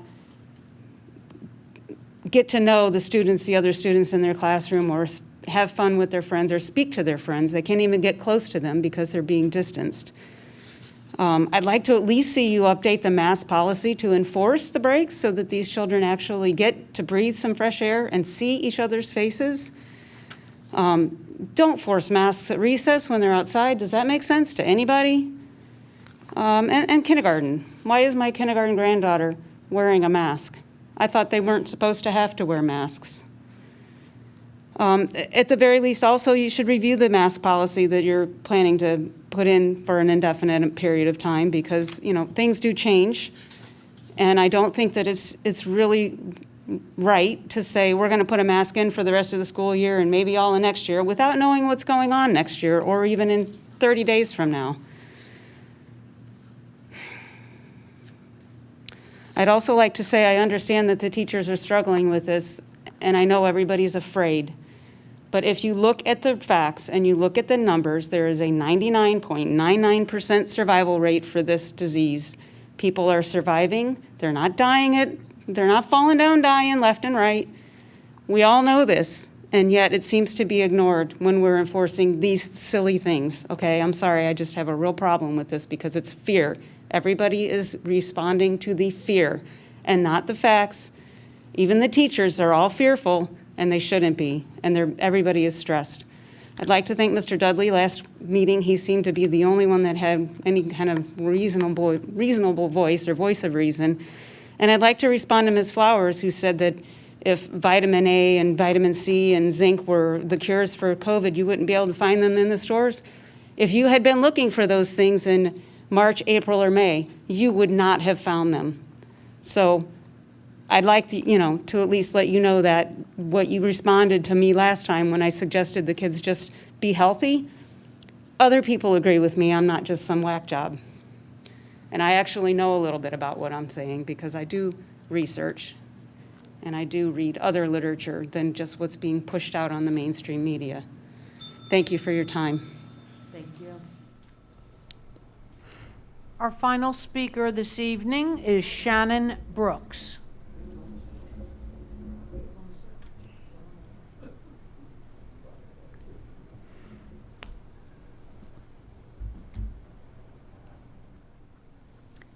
Welcome. Thank you. Thank you for all being here and taking this issue so seriously. This is my daughter, Skyshaw. This is one of the students. You come over, baby girl. Okay. This is one of the little kids that you are asking to wear a mask all day. Now, I'm not going to get into science because honestly, you guys are probably bored as, of it.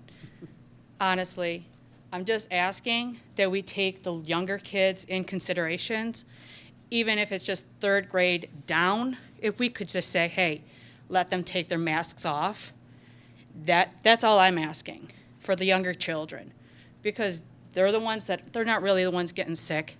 They get dirty, then they're wearing a dirty mask for 8 hours. And that has big concern for me because they could get an infection, not only in their lungs, but in their stomach. We don't need that. So if you could, just please take it off the 3rd graders and under. That's all I'm asking. And I want to just thank you for all the hard work you guys have done, and thank you for being patient with everybody. And I hope you all have a great day and night, and God bless. Okay, go ahead, baby. Okay. There you go, sweetheart. When I'm doing homework and every day, I can't breathe through this mask. I can't breathe. I'm telling my teacher, and I just want the mask to be off me. I don't like these masks, and yeah.